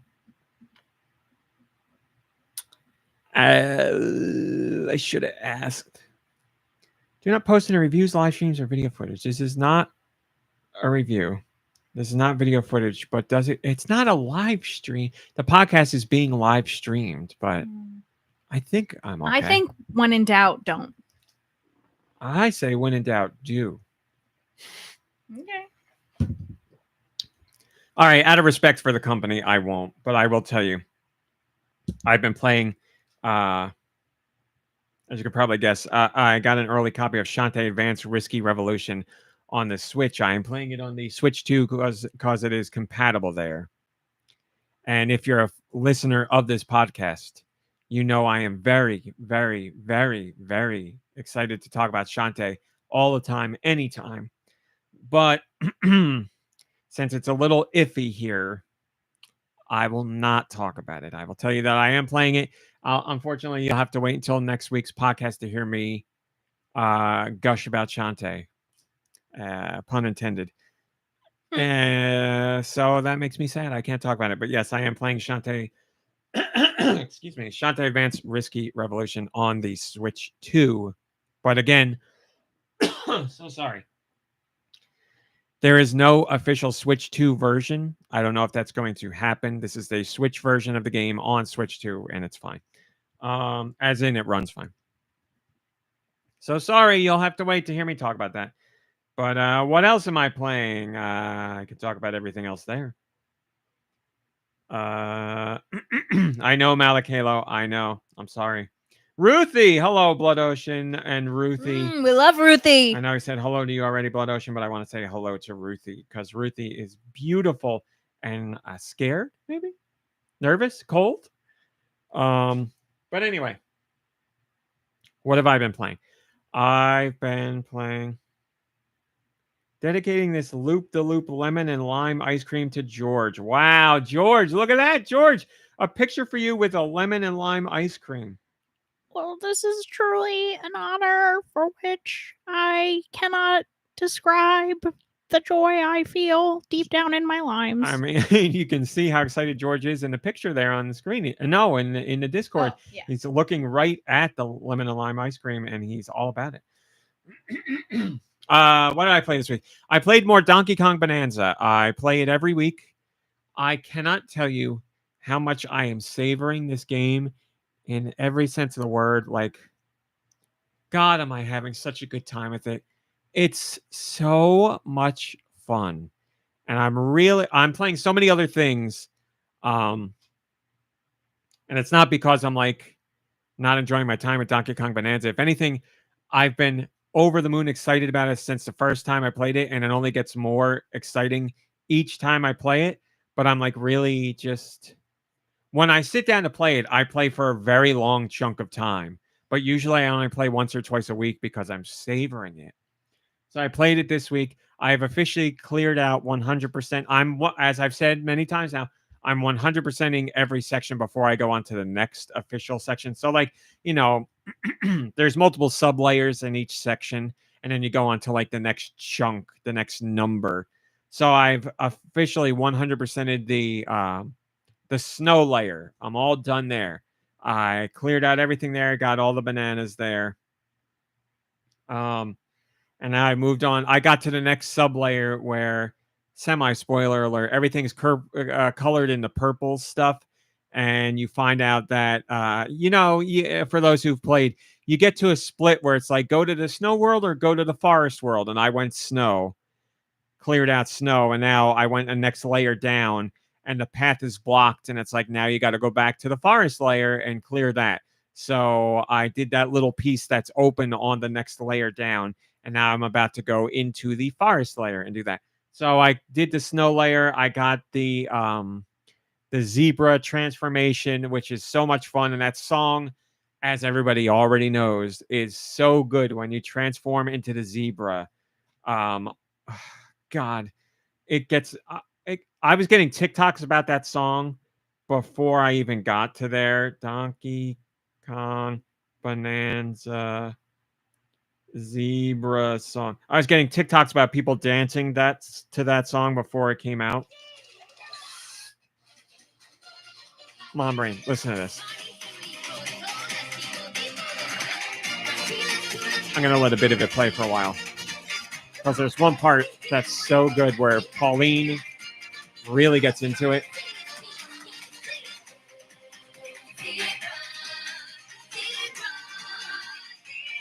Oh my God, come on, that's so good. MomBrain, if we were getting married, this is the song. Oh my God, it's so good. It's so good. I'm getting goosebumps about it right now. So good. I just want to be the zebra all the time so I can hear that song all the time. But being the zebra is fun. MomBrain and Donkey Kong Bonanza, which you will never play, and that's fine. When you transform into the zebra, he can run really fast. Of course. And he allows you to run over very sheer ice platforms because as Donkey Kong, you're too heavy and too slow. So the zebra can run over these platforms quicker than they fall apart. And in the game, the zebras call everybody... Zebras. So they all say bra to everybody. Like, come on, bra. Let's go, bra. Nice. And it's great. Darmani says that feels through... I don't know what they're saying, but it says it feels like turn the beat around. Turn the beat around. You need to see Gucci. Gucci is a beautiful cat. Oh, Gucci! Look at Gucci. Gucci. Rakia says, I struggle to stop playing Donkey Kong Bonanza. I know the times that I play, I know I'm going to play for a long time. And then I play even longer than that. And I only stop because I have to go to bed. It's great. And I just love it. I love it so much. The areas are so much fun to explore and so inventive, and Donkey Kong controls so well. You know what I did this week that I've never done any other week or any other time I played? And I was like, son of a bitch, I should have been doing this all along. Every time I see a house the puzzle or the little stone guy sets a house, and it's like, we could build you a house here. I always do it. I always build the base, but I never go to sleep at the base, which gives you more hearts, gives you bonus hearts depending on how many other houses you have in that sublayer. And when you go lay down, like it plays a little Donkey Kong jingle where it goes as you drift off to sleep. I'm gonna cry talking about this, but before you go to sleep, Pauline, like the screen is just black, and Pauline has a little chat with Donkey Kong where she's like, DK, are you awake? And then she's like, she has like a little, he doesn't say anything really. He's like, "Rrr," and then she talks and she gives like a little, like, each one I've heard is unique. And I think it's unique to the house that you make. And she'll be like, I can't think of any specific examples, but she talks about just like little things going on in the world. And she's like, I wonder what they're like. And then she'll be, I'm going to cry talking about it. It's so little and stupid, but it's just so sweet.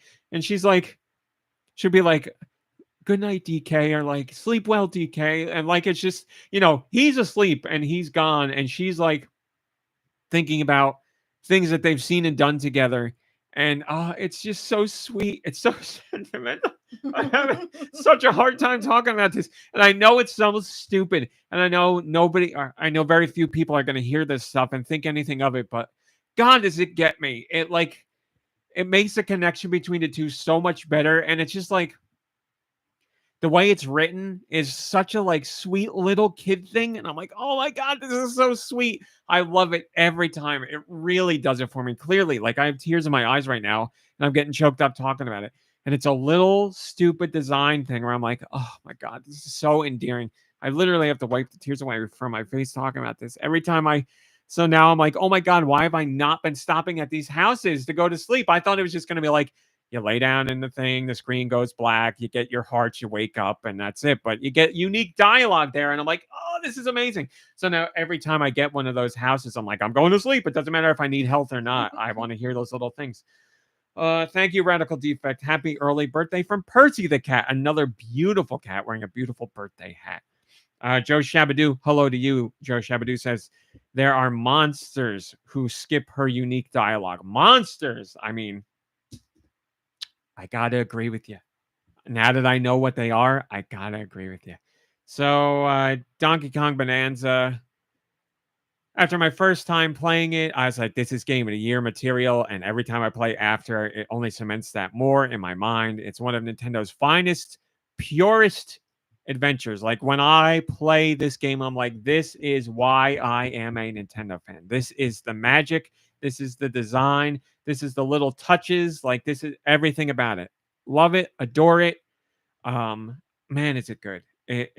When I play it, it just fills me with emotion. It's like, this is why I sit and cover live stream events that make me want to rip my beard out. It's because I became a Nintendo fan because of stuff like this. So, woo!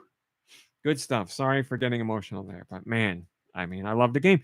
So I've been playing that. I should have made a list, but I played more UFO 50. And I am very happy and proud of myself. I beat Mortal in UFO 50. And Mortal, thank you. Another recap for those who don't remember. Mortal is a platformer. It's a puzzle platformer. You play as a little man, and you start off with 20 Mortals, and you can get more. But the goal is to make it to the end of each stage, and you have to build your path to the end of each stage. So as Mortal, you can be a platform. So he like darts into a wall and sticks to it, but then that Mortal is dead. And a new Mortal comes in, and he can jump on that Mortal and get up higher. You can also transform Mortal into a block. So you can cross gaps that you can't jump across anyway, or make platforms to get up higher, or break spikes so you can stand on a block. And also there's Mortal can explode, and that'll break open paths or kill enemies and stuff like that. So you have to carefully decide where you're going to expend a Mortal and in what way to build a path forward. There's little numbered blocks that you can collect that replenish Mortals as well.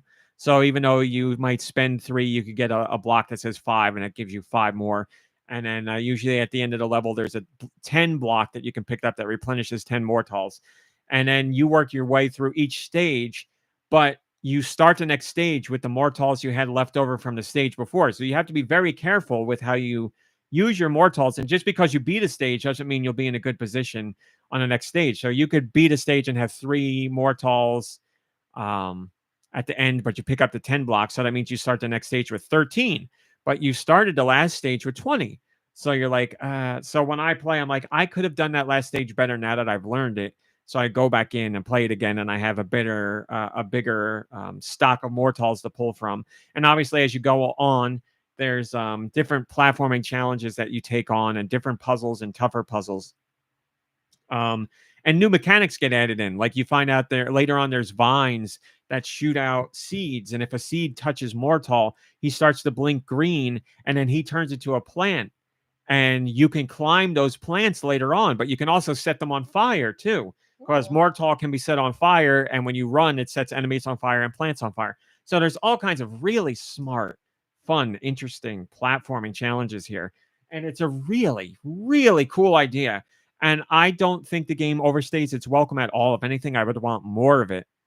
And it continually introduces new mechanics as you go throughout. It's like, I can't explain how much I think it's pitch perfect for what it is. Like the way it introduces new mechanics, the pacing at which it does it, the way it amps up the difficulty. Loopy is a beautiful puppy. Holy moly, Blood Ocean. You gotta see the other Gucci too. That's it's a spaghetti. Gucci's a beauty cat trying to look demure, I think. So Mortal is a ton of fun. And at the end, the last 2 levels, I gotta say spoiler, but it's not really story or anything. When you get to the second to last level, it operates differently from the rest of the game. In the other levels, when you die, you have an airplane that drops in a new mortal right there, right where you died. At the second to last stage, that's not how it works. There are doors. And if you don't make it to the next door, there's multiple doors in stages. If you don't make it to a door, you restart from the last door. So it's even more challenging. And then the puzzles that are in the second to last stage really had me scratching my head at some points, where I was like, you really have to think beyond the things you've been doing, specifically in a few portions. And I was like, man, this is really smart. Like they really challenge you at the end here. And then something that happens in the last level is something that doesn't happen anywhere in the whole game. There's a boss fight, but the boss fight is a puzzle. And I really like that too.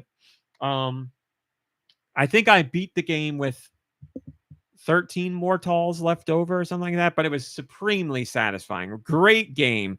And it's a great, going back to what I was talking about earlier, it's very much like an NES game where now that I know what to do, I could get through it easier. I'd still have trouble, but I could get through it easier. Whereas the first time you play it, you're figuring out the levels and the mechanics and the puzzles. And, once you figure out a puzzle, you'll know the answer to it later on the next time you play. So you could zip through considerably quicker. But the first time through, I want to say I spent like 4 hours with the game overall, probably I'd say 4 hours. So great game. Great game. I played other stuff in UFO 50. List of UFO 50 games. I'm not going to painstakingly break down each one, but I do want to look at the list of games. What the hell, Google? Give me the list of games. Whoa. List of games. Oh. What are you owing? Pepper. Okay. I also played... Pepper. I played Velgress in UFO 50, and I'm happy to say I beat Velgress as well. Velgress is it's not a Metroidvania, but it is certainly to some degree inspired by Metroid. You play as, I believe it's a female character, and it's like it's like Doodle Jump. The bottom of the game, it's a vertical platformer, and the bottom is a set of spikes that constantly move upwards with you. You touch the spikes once, I believe once, and you're dead. And you have to jump your way up to the top of the stage, and they're very long vertical stages, and there's enemies to kill, and every platform you stand on crumbles underneath your feet, either quicker or slower depending on what it is. And enemies you kill get you coins, and when you make it to the very top, you get a store that gives you you spend your coins on power-ups that'll make blocks crumble less, or give you a double jump, I believe, or other things, whatever. And you spend your coins that makes your next trip easier. And once you figure out the mechanics and how the game works, you get a better understanding of how to maneuver things. And I believe there's only 3 stages. They are very long, but there's only 3 stages. And once I got a grip of how the game worked, I managed to finish it. And I was like, oh, I wish there was more. It was really fun. That's a game you could beat, Jesus, I'm going to say in less than 10 minutes probably. Like the original Super Mario Brothers. Once you know what you're doing, if you go through warp pipes and all that, you can beat that in under 15 minutes. So Velgress was a lot of fun. And it is challenging at first, but once you figure it out, once you especially get some upgrades, you're good to go. Again, I sampled a lot of stuff in here. I played a decent amount of Block Koala in UFO 50, and that is a puzzler that shares some similarities with the Adventures of Lolo. But Is there a koala? Yes, there is. Okay. You play as the koala, and he can. It's so. As far as I know, there's no. Yeah, as far as I know, you're not defeating enemies. It's just a puzzler, and there are numbered blocks. They literally have numbers on them: 1, 2, 3, 4, 5, and you can push. Numbers. You can only move the blocks by pushing blocks of the same number or higher into them. I believe it's higher. So like if you push a block with the number 2 into a block with the number 2, it'll move. And I believe you can do like,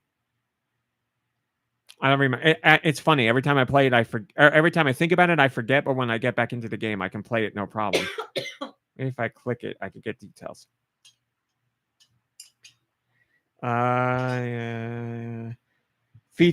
Core puzzle feature is that lower number blocks can only be pushed by higher number blocks. There you go. Later levels have other block types and obstacles. So there you go.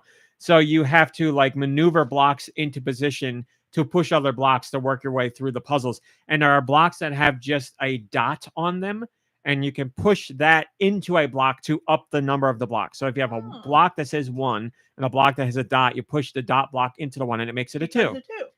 And then the goal of each level is to push these blocks out of the way, because there's a star block, and you have to push the star block to the star mark on the floor. And once you do that, the level is complete. So once I learned how the game worked, I played that, and I was like, this is really fun. I liked Adventures of Lolo a lot. I know in the Discord, we have some fans of Adventure of Lolo as well.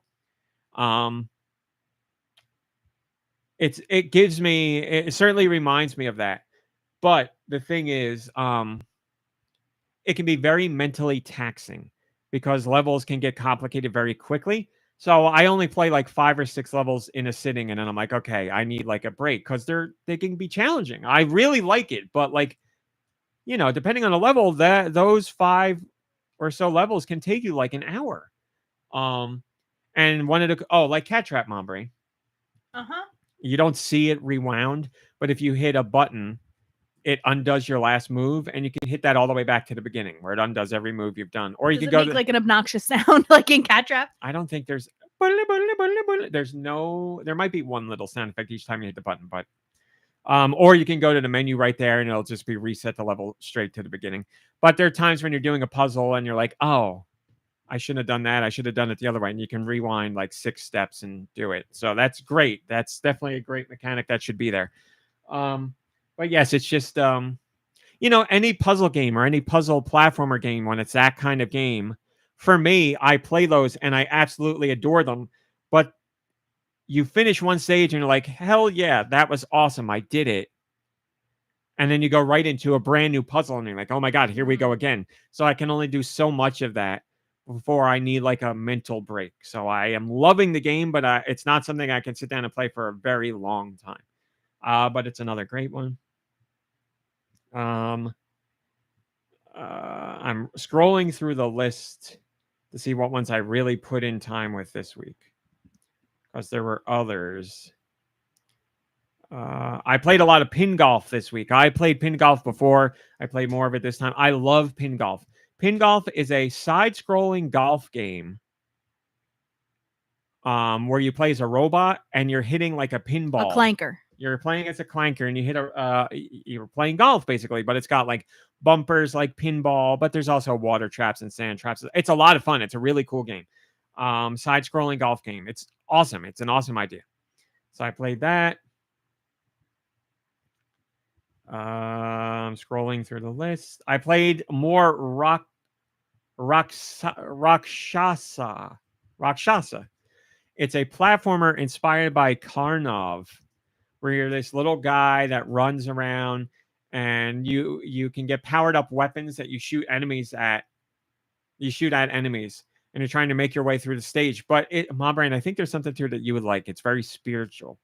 When you die, your dead body lays there, but your spirit comes to life and you enter the spirit world. And there's these little things that you can collect. And if you collect all of them, you bring the guy back to life. But each time you die, there's more of the things in the spirit realm to collect. So it gets harder to come back to life each time. It's a really cool idea. It's a lot of fun. And Du and I were talking about it because it has some really cool sound design where it's got that old, I don't know how much you know this, MomBrain.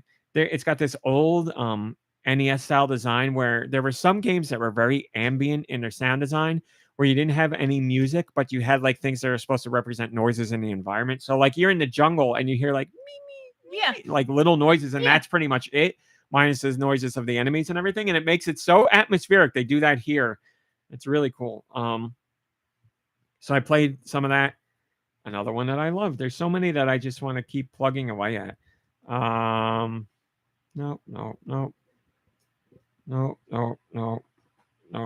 Those are the ones I really put in time with this week. What else did I play? I finished the Mina the Hollower demo. Loved it. Exactly what I want. As you may remember, I played the press demo years ago. This new demo for everybody was completely different from the press demo. It's so good. Yacht Club is an awesome developer. They have nailed that Game Boy Color Legend of Zelda feel. Obviously, as I said, it's inspired by Souls-likes as well, so it's much more challenging than those Legend of Zelda games were. But it's a blast. Enemy design is great. I really love the art style. The text and dialogue is a lot of fun. It's very atmospheric. It's a top quality experience overall. We talked about it on Patreon quite a bit, and people in the comments, it seemed like people who were having a very hard time with it because it is challenging. Do mention that he was struggling with it as well. It seems like, well, Du said I believe he mentioned that he had some trouble deciphering where you could stand and where you couldn't, and where you could access and what you couldn't. I have not had that trouble.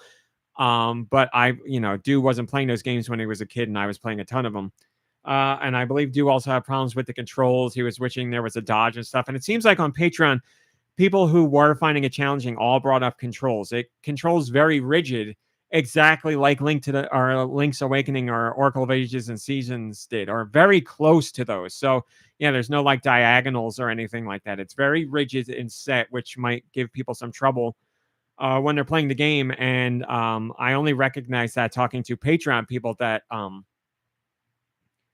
seems like the difficulty they're experiencing with the game might come from a lot of that because it's a very old school way of playing. So I completely understand that. That's in my muscle memory for me, and I like the feel of that. But if you're not used to that, then you might have a hard time with this. So I completely get it. But whether you get used to that or not, I hope you do get used to it. But whether that's a problem for you or not, I think the game is phenomenal. October 31st cannot come soon enough. That is getting a native Switch version, a Switch 2 version. So if you have a Switch 2 playing it there, you'll get some bonuses like 120 hertz and other stuff as well. But great soundtrack, great gameplay. I love that it's got that extra challenge to it. So I'm all about it. I think that I played Shantae, but I can't talk about it. I really want to talk about it, guys. It's Shantae. I always want to talk about it. But that's all I played that I can think of. I'll have more to talk about next week. MomBrain, let's go to questions. Hi, Okay. Nancy. Nancy, what a beautiful pup.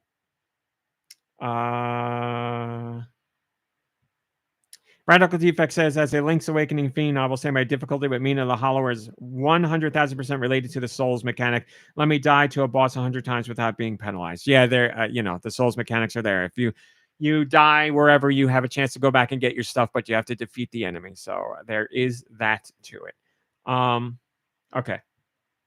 Questions. What do I do here? Send your questions to GoNinPod@gmail.com. Where?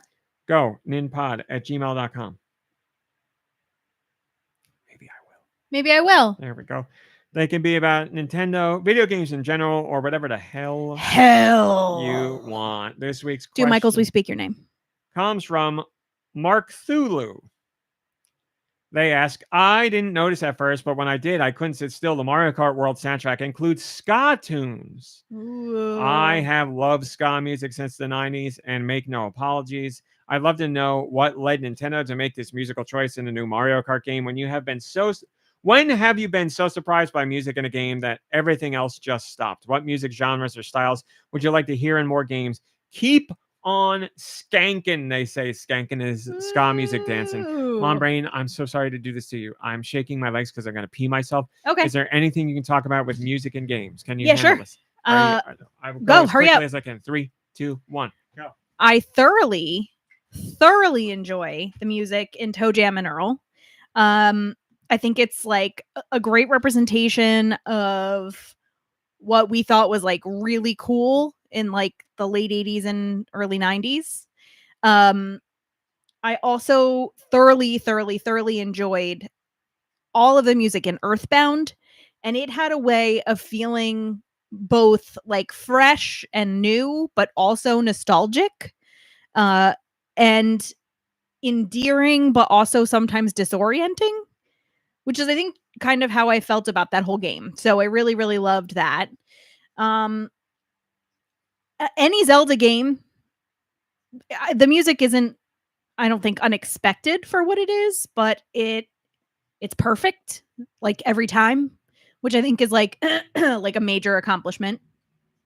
I also think that when you're playing any of the like WarioWare games, the music plays a big part and is always like a ton of fun. Pikmin music, like what would you even call it? Like, I don't even know what you would call the Pikmin music and the sounds, but there's something very like unique and I don't know, like just very explicitly Pikmin about it. Great job, MomBrain. Great job. Thank you. I was so nervous. You did a great job. Thank you. And yes, Earthbound's music. Earthbound's music, I don't know how to say this any other way. Earthbound's music gives me the closest feeling to Twin Peaks vibe as music can. Like, I don't know what to say. Like, the way Twin Peaks feels when you're watching it is how the music in Earthbound makes me feel. Yeah. Like, especially like the battle songs and stuff. Yeah. I'll give it to you. Sorry, I was taking a drink. So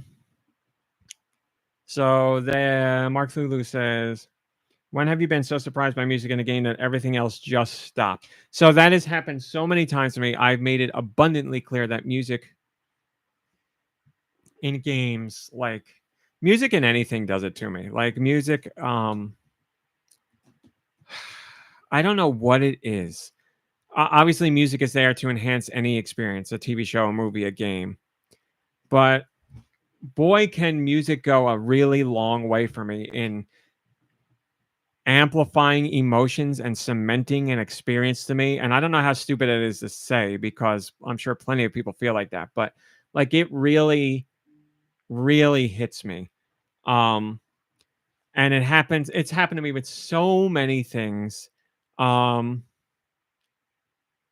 the time. And like music can just take entertainment experiences for me to like such a different level and make it so magical. And I wish, there's so many experiences I could say if I had time to sit down and write stuff out and be like, okay, let me think of it this way. So I hate to be so like surface level with this, but I can tell you like the most recent time I felt that and whatever. And it's not just related to games. I can tell you, let me go in right now. When I'm watching a buttload of anime. This season of anime, as in summer season, has like so many anime that I'm watching more than any other season. And there's so many anime in this season in particular that have great anime. Having great intro and outro songs is nothing new. Like they kill it, whether the song is made specifically for the anime or it's a song that they've picked. Like, man, they get me so into the mood for the anime that it doesn't matter how many times I see or hear some of the intros, I will never skip them because there's really not a bad one in there this season. And they just get me ready for the show. And like they bring up the excitement in me for watching the show. Like I'm like even more excited because that song's coming. And like there, so I'm just going to go into a few examples. There's a show that I'm watching called Solo Camping for Two. It's a slice of like life comedy about these two people who go camping. But the intro song and the outro song are just so perfect for what the show is, because the show is sweet and funny and there's like no high stakes and it's just very like a cozy show. And the songs that they have in the intro and the outro just so perfectly showcase what the series is about. Like it's so beautiful to me. They're just like happy and nice and sweet. And it's like, oh, like, the feeling, MomBrain, I'm turning to you on this. The feeling that the Pee-wee's Playhouse ending song I gives sure you? do. That's what these songs give me in this show. Like they're just so perfect for like the intro song is just happy and upbeat, and you're like, yeah, it's time to hang out with these people again. And then the end song is like really sweet and nice, but also just like a little bittersweet, like we'll see you next week kind of thing. Pee-wee's, yeah. I mean, and maybe it's just because of like the whole experience for us, but when you hear the end to Pee-wee, it's like the excitement of Friday night is over. Saturday morning Yeah. cartoons are over. And it doesn't quite have a Sunday feeling. But It's yeah. still a Saturday feeling, but it's like, oh no, like another Saturday morning cartoons you're are happy you over. experienced it, but it's like now it's time to move on. And it's like, oh, we had such a nice time together, and I'm so glad Yeah. we did, but I'm sad it's over. Yeah. I'm watching another anime which I've talked about on the podcast, Turkey Time to Strike, about the bowling people that go back in time. And it has a killer intro. Like it's got a really good song. And I think I mentioned it. I believe I mentioned it on Patreon, and I maybe mentioned it on the podcast. There's a song when these two girls are bowling in the opening episode where I was like, holy crap, this is an amazing song. And I was like, this sounds like the composer who did the music for My Hero Academia. Because that composer, does he know how to do like a I don't know, like a heroic theme or like a heroic combative theme? The music in My Hero Academia, when you get into like a real good fight, if you watch it, like the song I'm talking about. It's unbelievable. It gives me goosebumps. It's exactly what Marcthulu said. It makes me stop and like really take in what's going on. It's made me cry multiple times. The song that's in Turkey Time to Strike was just as good as that. And I looked it up, and the same guy made this song. And I was like, it makes sense. Like it takes, these two people bowling and it's supposed to be intense to like a completely different level. And we're like, oh my God, this song's making it so good. There's that. So I just wanted to note a few. What else? The opening song for Sakamoto Days second season. I didn't really like the opening song for the first season. The second season has a killer opening song and a really good outro song too. I think, hands down, it kills the first season. Witch Watch anime. another I think the first season song was better, but the second season has a really good song, and the outro song is great. What else is there? Oh, of course, how can I not say Don Da Don? The first season song was a phenomenon. It became a huge hit outside of Don Da Don in general. People knew that song and they didn't know the anime. The second season changed the intro song, which a lot of people were bummed about. But the second season song, it's a completely different genre. I'm going to say it's just as good. I think it's a killer song. At first, I was not sold on that. And then when I was listening to it more, I was like, yeah. The singer's voice in that song, she's got such a great timbre to her voice.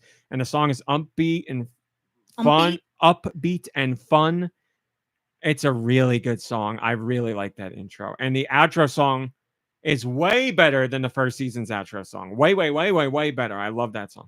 It's so good that I was just watching both the intros yesterday just to kill some time on the treadmill. Really like it.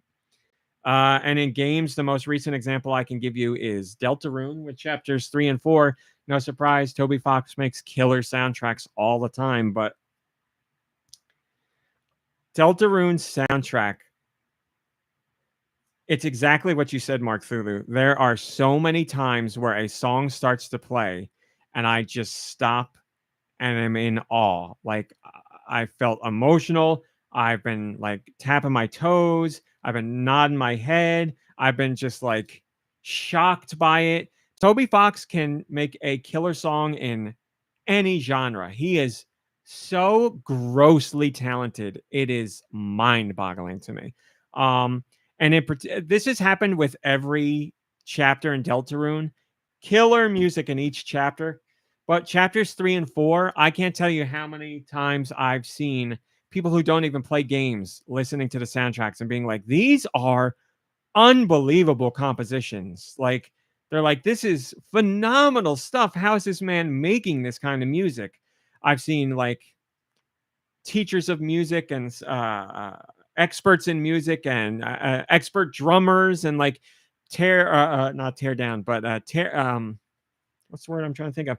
They break down these songs and like they're listening to them for the first time, and you can see that they are flabbergasted at what's being pulled off. Like, and I have to agree, chapters 3 and 4, chapters 1 and 2 are filled with bangers, but chapters 3 and 4, like, Toby really stretches his skills here with like genres and types, and man, the way he uses motifs and stuff. So multiple times throughout Deltarune chapter 3 and 4, I literally heard a song and stopped what I was doing. There's been boss fights where I didn't even go in to start the fight because I was just enjoying the music. Like Toby Fox, again, if you don't like his games, that's fine, but go listen to the soundtracks. You're doing yourself a disservice if you don't listen to those songs. So that's my answer on that. My long-winded answer, I apologize. MomBrain. Yeah. We also have a Patreon question. Did you know that you could join the Patreon? For $1. For $1. Timothy did. And Hello, Timothy. And they asked this question. If you could play any musical instrument, both music-related questions today. If you could play any musical instrument like an expert, what would you choose and why? Kazoo.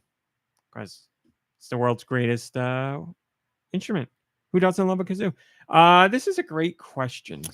I think guitar would be the most applicable, right? Because you can like pretty much bring a guitar anywhere, and you know. But I always have felt like if I could play the piano, it would be very therapeutic. I feel like I would be able to like really let a lot out if I could play piano. Not that I mean, nothing's really stopping me from learning to play besides not wanting to put in the time and effort. But I've always felt like if I could play the piano, it would feel really good. Yeah, I thought I'm gonna go back and read your music comments too, guys. I apologize. Piano is up there. Guitar is also up there. I think it would be really cool to be able to play drums. Yeah. Because I don't have that. the coordination in my hands, but throwing my feet in there, I can't do it. Like I think you would be. I think I could force myself to do it, but I'd really Yeah. have to learn to do it. But yeah, like I have trouble doing that. But there's one instrument above all else that I would want to do. The theremin. Theremin is up there, but I'm thinking of like practical uses, and theremin's not it. I'm looking to you to tell me what it is. Ocarina. Oh, come on, serious answer. Saxophone. Saxophone is the correct answer because I love a saxophone. I could also do trumpet, but there's something about a saxophone where I don't know, and I mean this with peace and love. There's something about like the seriousness and the cheese factor of a saxophone, depending on what song you're playing, that I adore. Like I love the band The Midnight, and in a lot of their songs, they have a sax player come in that kills it. And he's like 80 cheesing it up on the saxophone where he's like really belting out an unbelievably cheesy, awesome solo on the saxophone. And I love it. I love it. So like if I could really like crank out a tune on the saxophone, I'd feel like the coolest person in the world. But only like I know other people would be like, oh, this is a little much. But I don't know. Saxophone is where I'm going. There you go. Yeah, saxophone, just like Homer. And maybe it's the Lisa Simpson to me. Bleeding Gums Murphy and Lisa Simpson. So those are my picks. Tony De La Mancha says Pikmin is very interesting for its ambient and airy music. Blood Ocean says, what would you call the music from Yoshi's Story? That's a good question. Like childlike, I don't know. Kindergarten core. Kindergarten core. Wow. I mean, Yoshi's That's Story. Like a dress, like I dress kindergarten core Yoshi's often. Story takes place in pages of a book, and they're telling a story, and it's very like, yeah, there's something ambient to that soundtrack without a doubt. It's a very interesting soundtrack. It really is. Nintendo did some experimental stuff with that. I like that soundtrack a lot. Radical Defect says, last time a track really made me just absolutely stop everything was all the way back in 2007 when I fought Bowser for the first time in Mario Galaxy. Yeah. The epic orchestra was one thing, but when you hit him and the chorus hits, it's transcendent. Yeah. Mario Galaxy soundtrack brought me to tears multiple times because I was like, I can't believe this is a Mario game with this music. Like, Mario Galaxy 1 and 2, those soundtracks are easily some of my favorite game soundtracks of all time. The MIDI stuff that's in there and the orchestral stuff that's in there, like, you know, Gusty Garden and all. Oh my God, I'm getting goosebumps now. Those soundtracks are some of the best Nintendo has ever done, and I would say some of the best gaming has ever heard. Like man, are those tunes are so good, man. They are phenomenal. The desert song that's in Super Mario Galaxy 2. Whew, I remember stopping there and just listening to that track and letting the world spin about around me. Like, yeah, those soundtracks are top tier.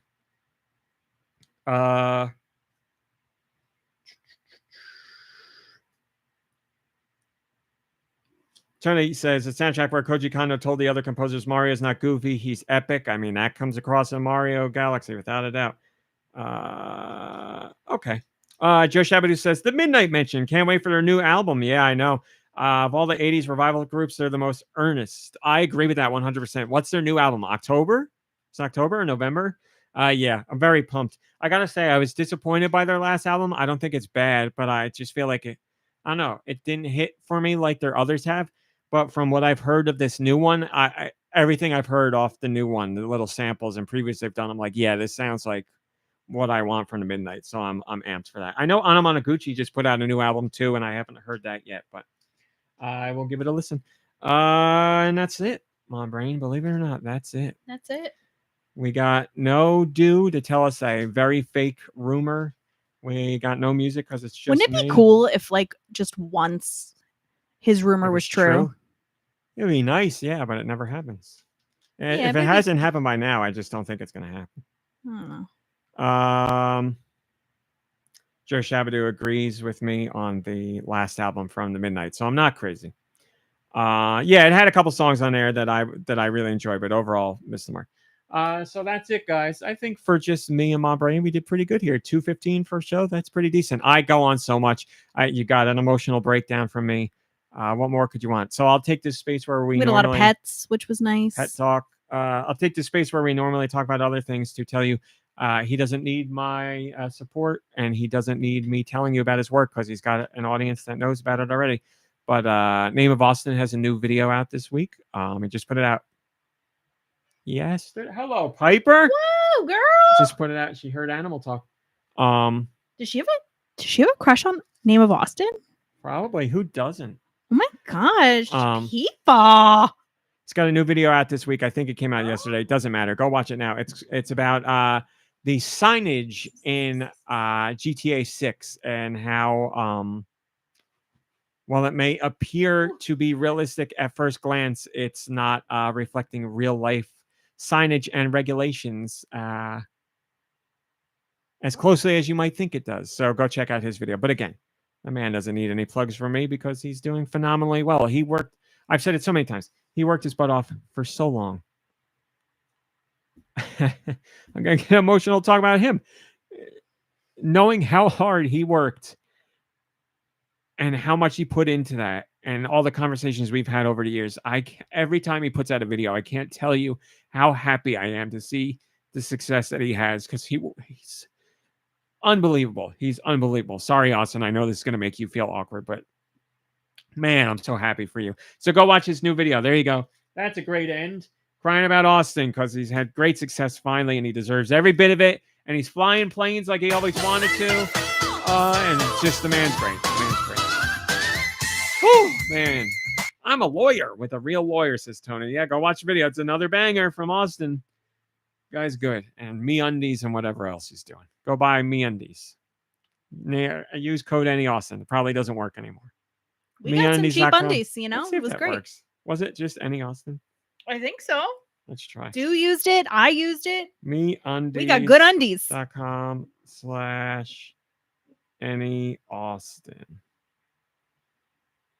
I guess it took me to the website. Yeah, HeUndies. Took you to HeUndies. Do you want HeUndies? Go to MeUndies. And that's that, everybody. We're done here. Thanks for watching and thanks for listening. As long as Dude gets his car all fixed up, he'll be back. This is going to be on a wire. We'll be back next week. And that's it. So goodbye, everybody. Goodbye. Goodbye, friends. After show, MomBrain, anything to say? Anything to do? Anything to... Can't think of anything. Oh, okay. Hi, Grentimus. I already said hi. Sorry, Grentimus. Great pod as always, friends, but the 3 weeks with no music means 50 songs next week. I mean, seems only fair. There's something I didn't say on the podcast and I meant to. So here, after show, people can get it. This coming week, we should have an interview with Way Forward about Shantae. The questions were submitted, and I think the goal is to get it out before the game comes out on the 19th, which is what, Tuesday? And we will have something else this week where this is just par for the course. I can't say anything about it, but I have an opportunity to reveal something for you guys on GoNintendo.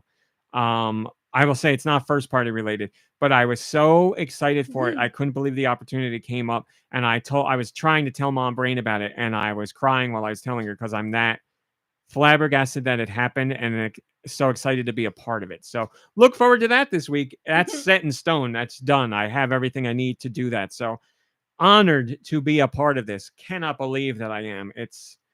Man, it means a ton to me. I don't know if it'll mean a lot to you guys, but it means a ton to me. So look forward to that. And then unfortunately this week is, Gamescom. So there's I got to cover a conference on my birthday. That sucks. But I'm doing that. And then there's the Future Games Show is this week as well. And I'm sure there's some other presentation and I got to cover. I'm not looking forward to this. It's my birthday week. Why are they doing this on my birthday week?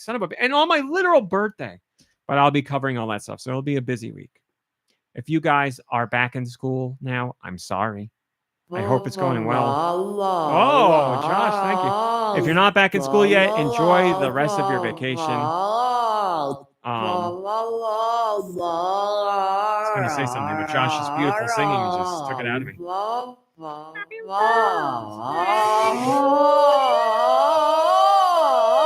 Thank you, Josh and George in there. That was beautiful. You're very welcome. No, it's not Silk Song related. No, Would you no, like no, a nice no. key lime pie for your birthday? Everybody knows. Yeah, I like key lime pie. Everybody knows that Silk Song doesn't exist and it was never a real game. So I don't want to talk anymore about it. I don't want to spoil and I don't want to break embargo, but it's something I'm very excited to share with you guys. So there's that. But other than that, that's it. So thanks for watching. Thanks for listening. Play some games. Hang out with friends, family. Rest, relax. You deserve it. And we will see you next week, hopefully with a bigger crew. So, I got to bring up the thing.